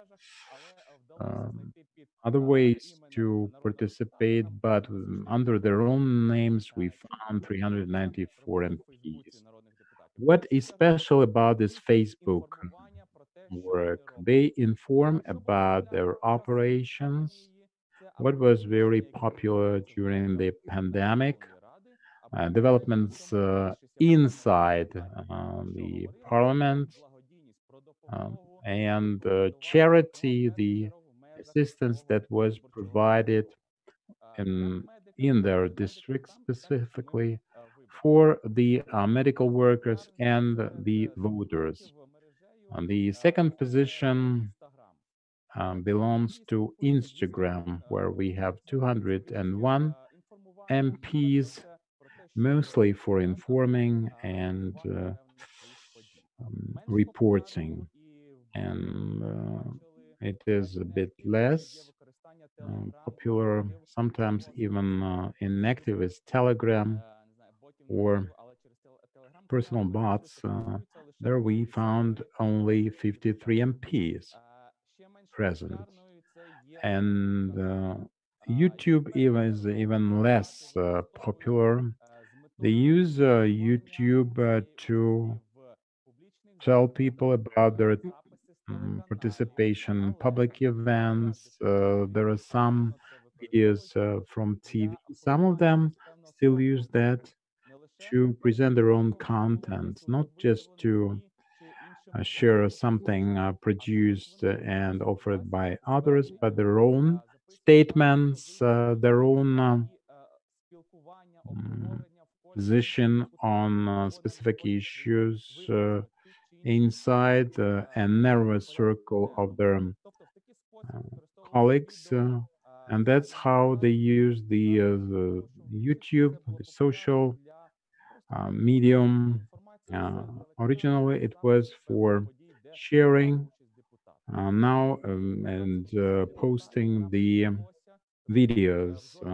And 28 MPs are not available in any social medium monitored by us. Not all the MPs apparently make themselves available and this way participate in the search of innovative channels for this communication. Speaking of the subject matters, in the social media, Facebook, it was mostly about reporting and information, but also they announced specific ways to communicate with them constituents, the remote office, the how they receive visitors, there are online days of receiving visitors through Skype and Zoom for this online communication with the constituents, and also personal sites of MPs were active through that period where they would inform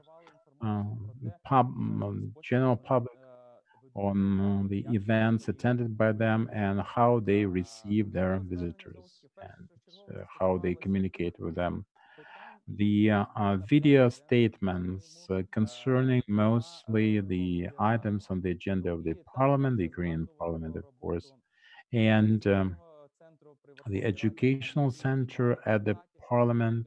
Many MPs would present their contribution, their connection with the center, and also some educational developments and participation in different educational projects to present their expertise and present themselves as active participants in the parliamentary process, the training and learning process. Maria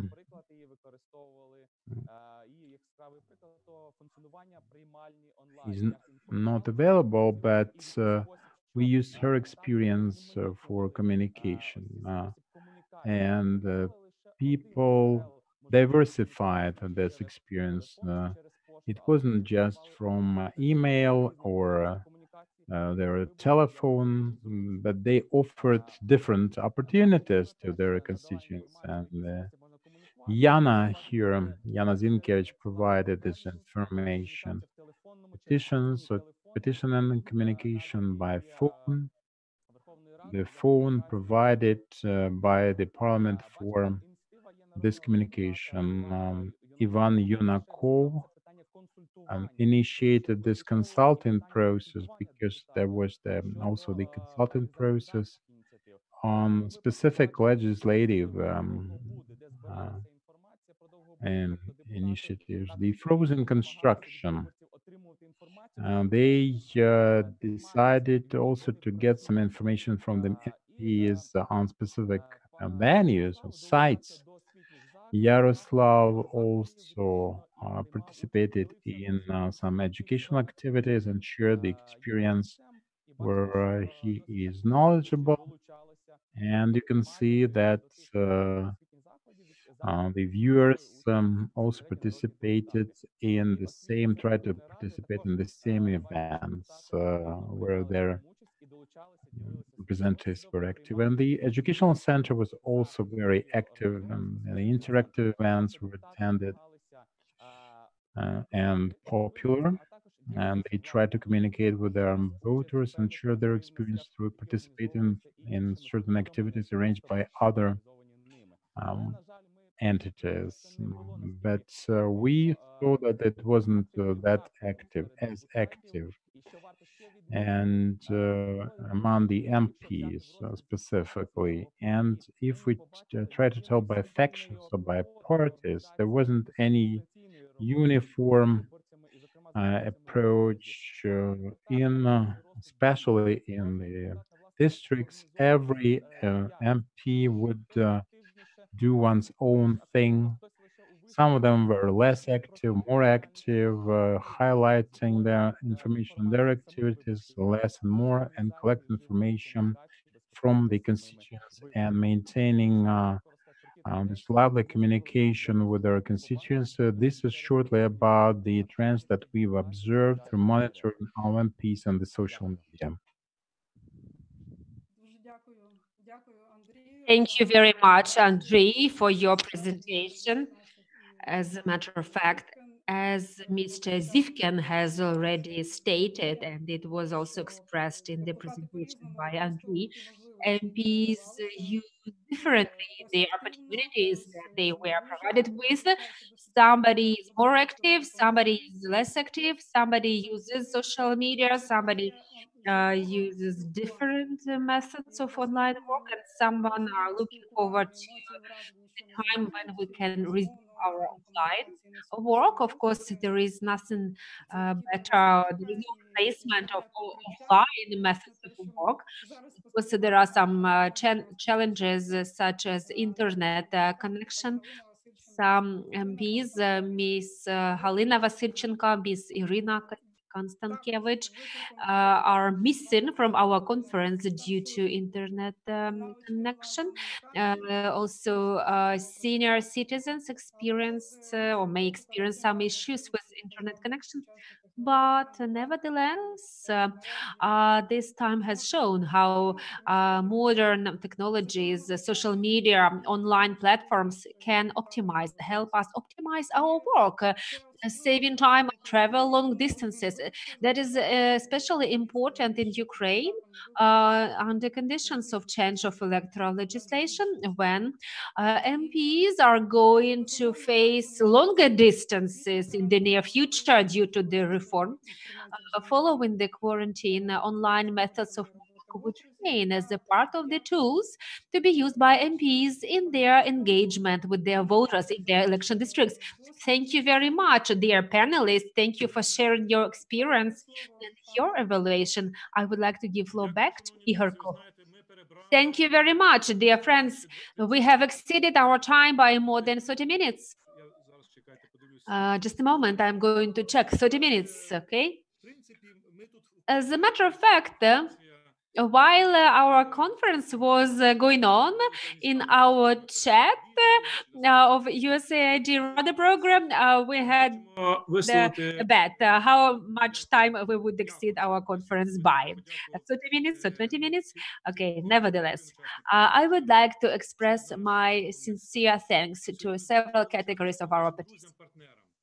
First of all, our experts, our friends and partners from different organizations, from Canada, Brazil, Great Britain, Germany, European Union, representatives from Brussels, from a diversity of countries, European Parliament.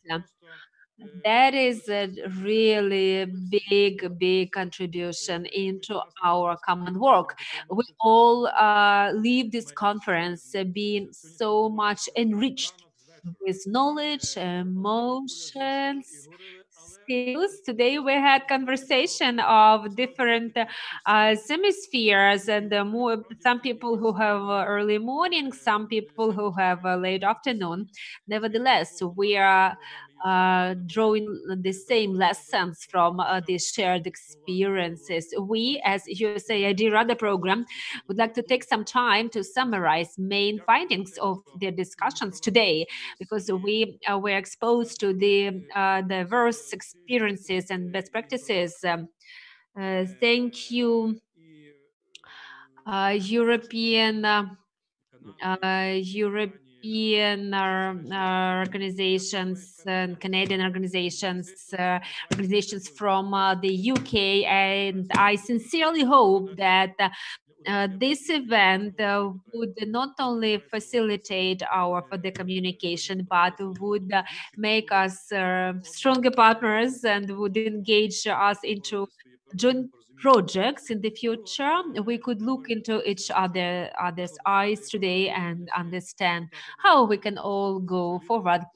Second point, I would like to express my gratitude to MPs. Today they stayed with us extraordinary long time. Not only having the opportunity to speak, but as we could see, enjoying the opportunity to listen to other speakers. I would like to express my gratitude to unbelievable dream team of USAID Rada program. We don't have so many of us, but we are a very strong team. I would like to thank you, our interpreters. For us, it is a great pleasure to receive your support, feel your support, our partner organizations and our donors. USAID, Agency of the United States for International Development. I would like to give floor to a person who is very important for us, Mr. Alexander Piskun from the USAID. Thank you very much, dear Ihor, dear colleagues, dear partners. If possible, I would like to speak in Ukrainian, not to interfere with the interpretation and those who are listening to the English audio. It is a great pleasure for me to make this conclusion and these final remarks. I would like to thank you, first of all, our parliament, the Verkhovna Rada of Ukraine, as we could see the first deputy chairperson of the Verkhovna Rada Parliament of Ukraine was present, as well as representatives of the management of the Verkhovna Rada of Ukraine Secretariat, members of parliament. I would like to thank you. There are international organizations that participated in our presentations, in our conference today, members of other parliaments of other countries of the world. We had a very interesting discussion today. We discussed how parliaments work under conditions of COVID-19. That is a sort of black swan that unexpectedly has come to our world.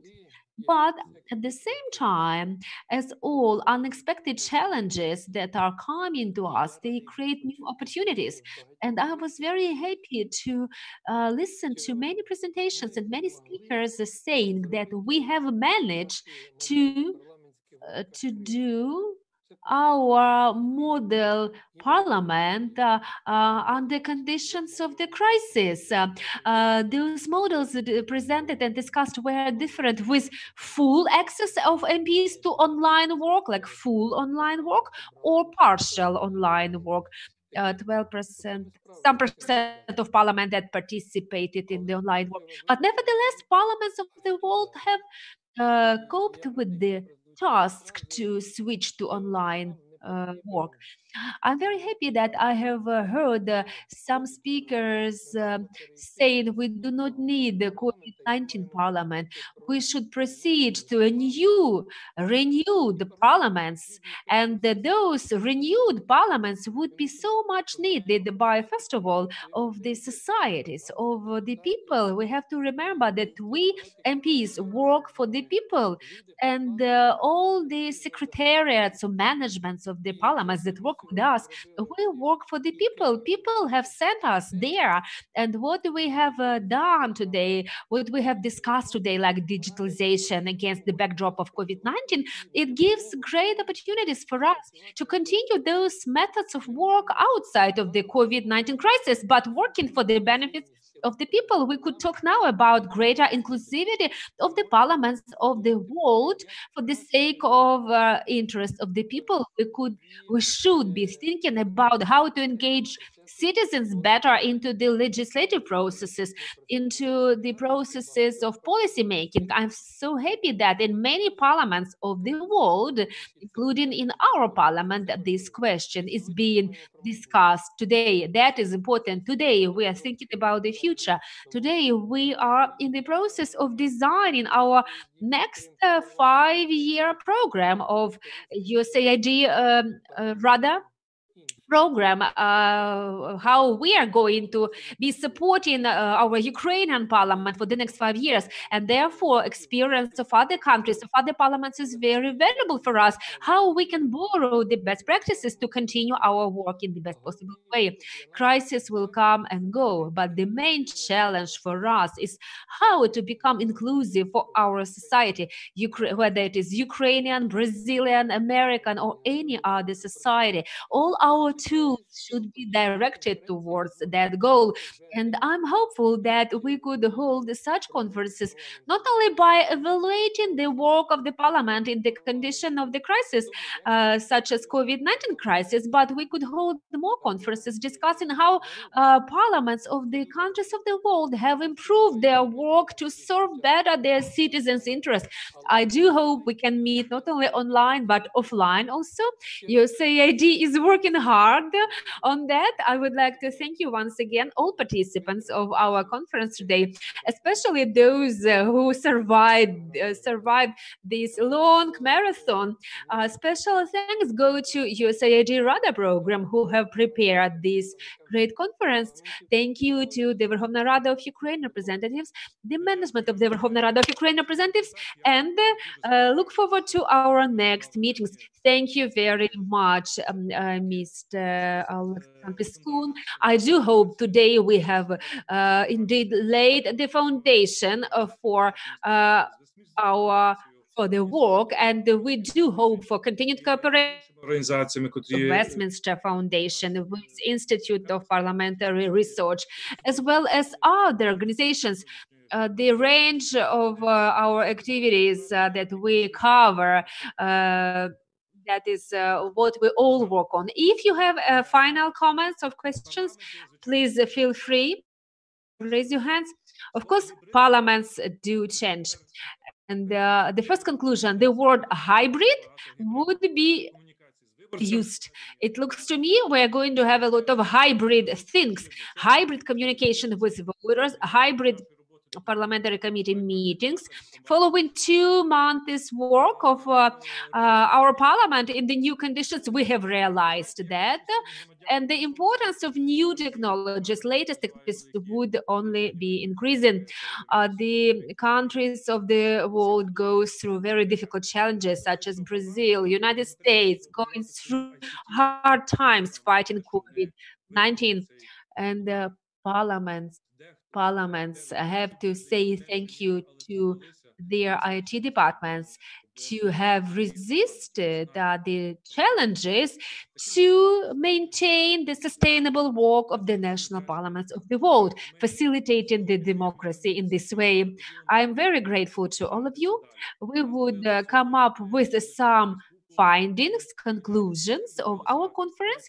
We had Facebook audience, we had YouTube audience, people from other countries of the world who wanted to listen to the English audio of our conference. We wish you strong health and see you next time. Thank you. Goodbye. Goodbye. Thank you. Goodbye. Thank you. Super. Thank you very much. Thank you very much for everybody. It was very, very informative. It's a big pleasure for us, for USAID Rada team, to meet you and to be in cooperation with all of you. Thank you.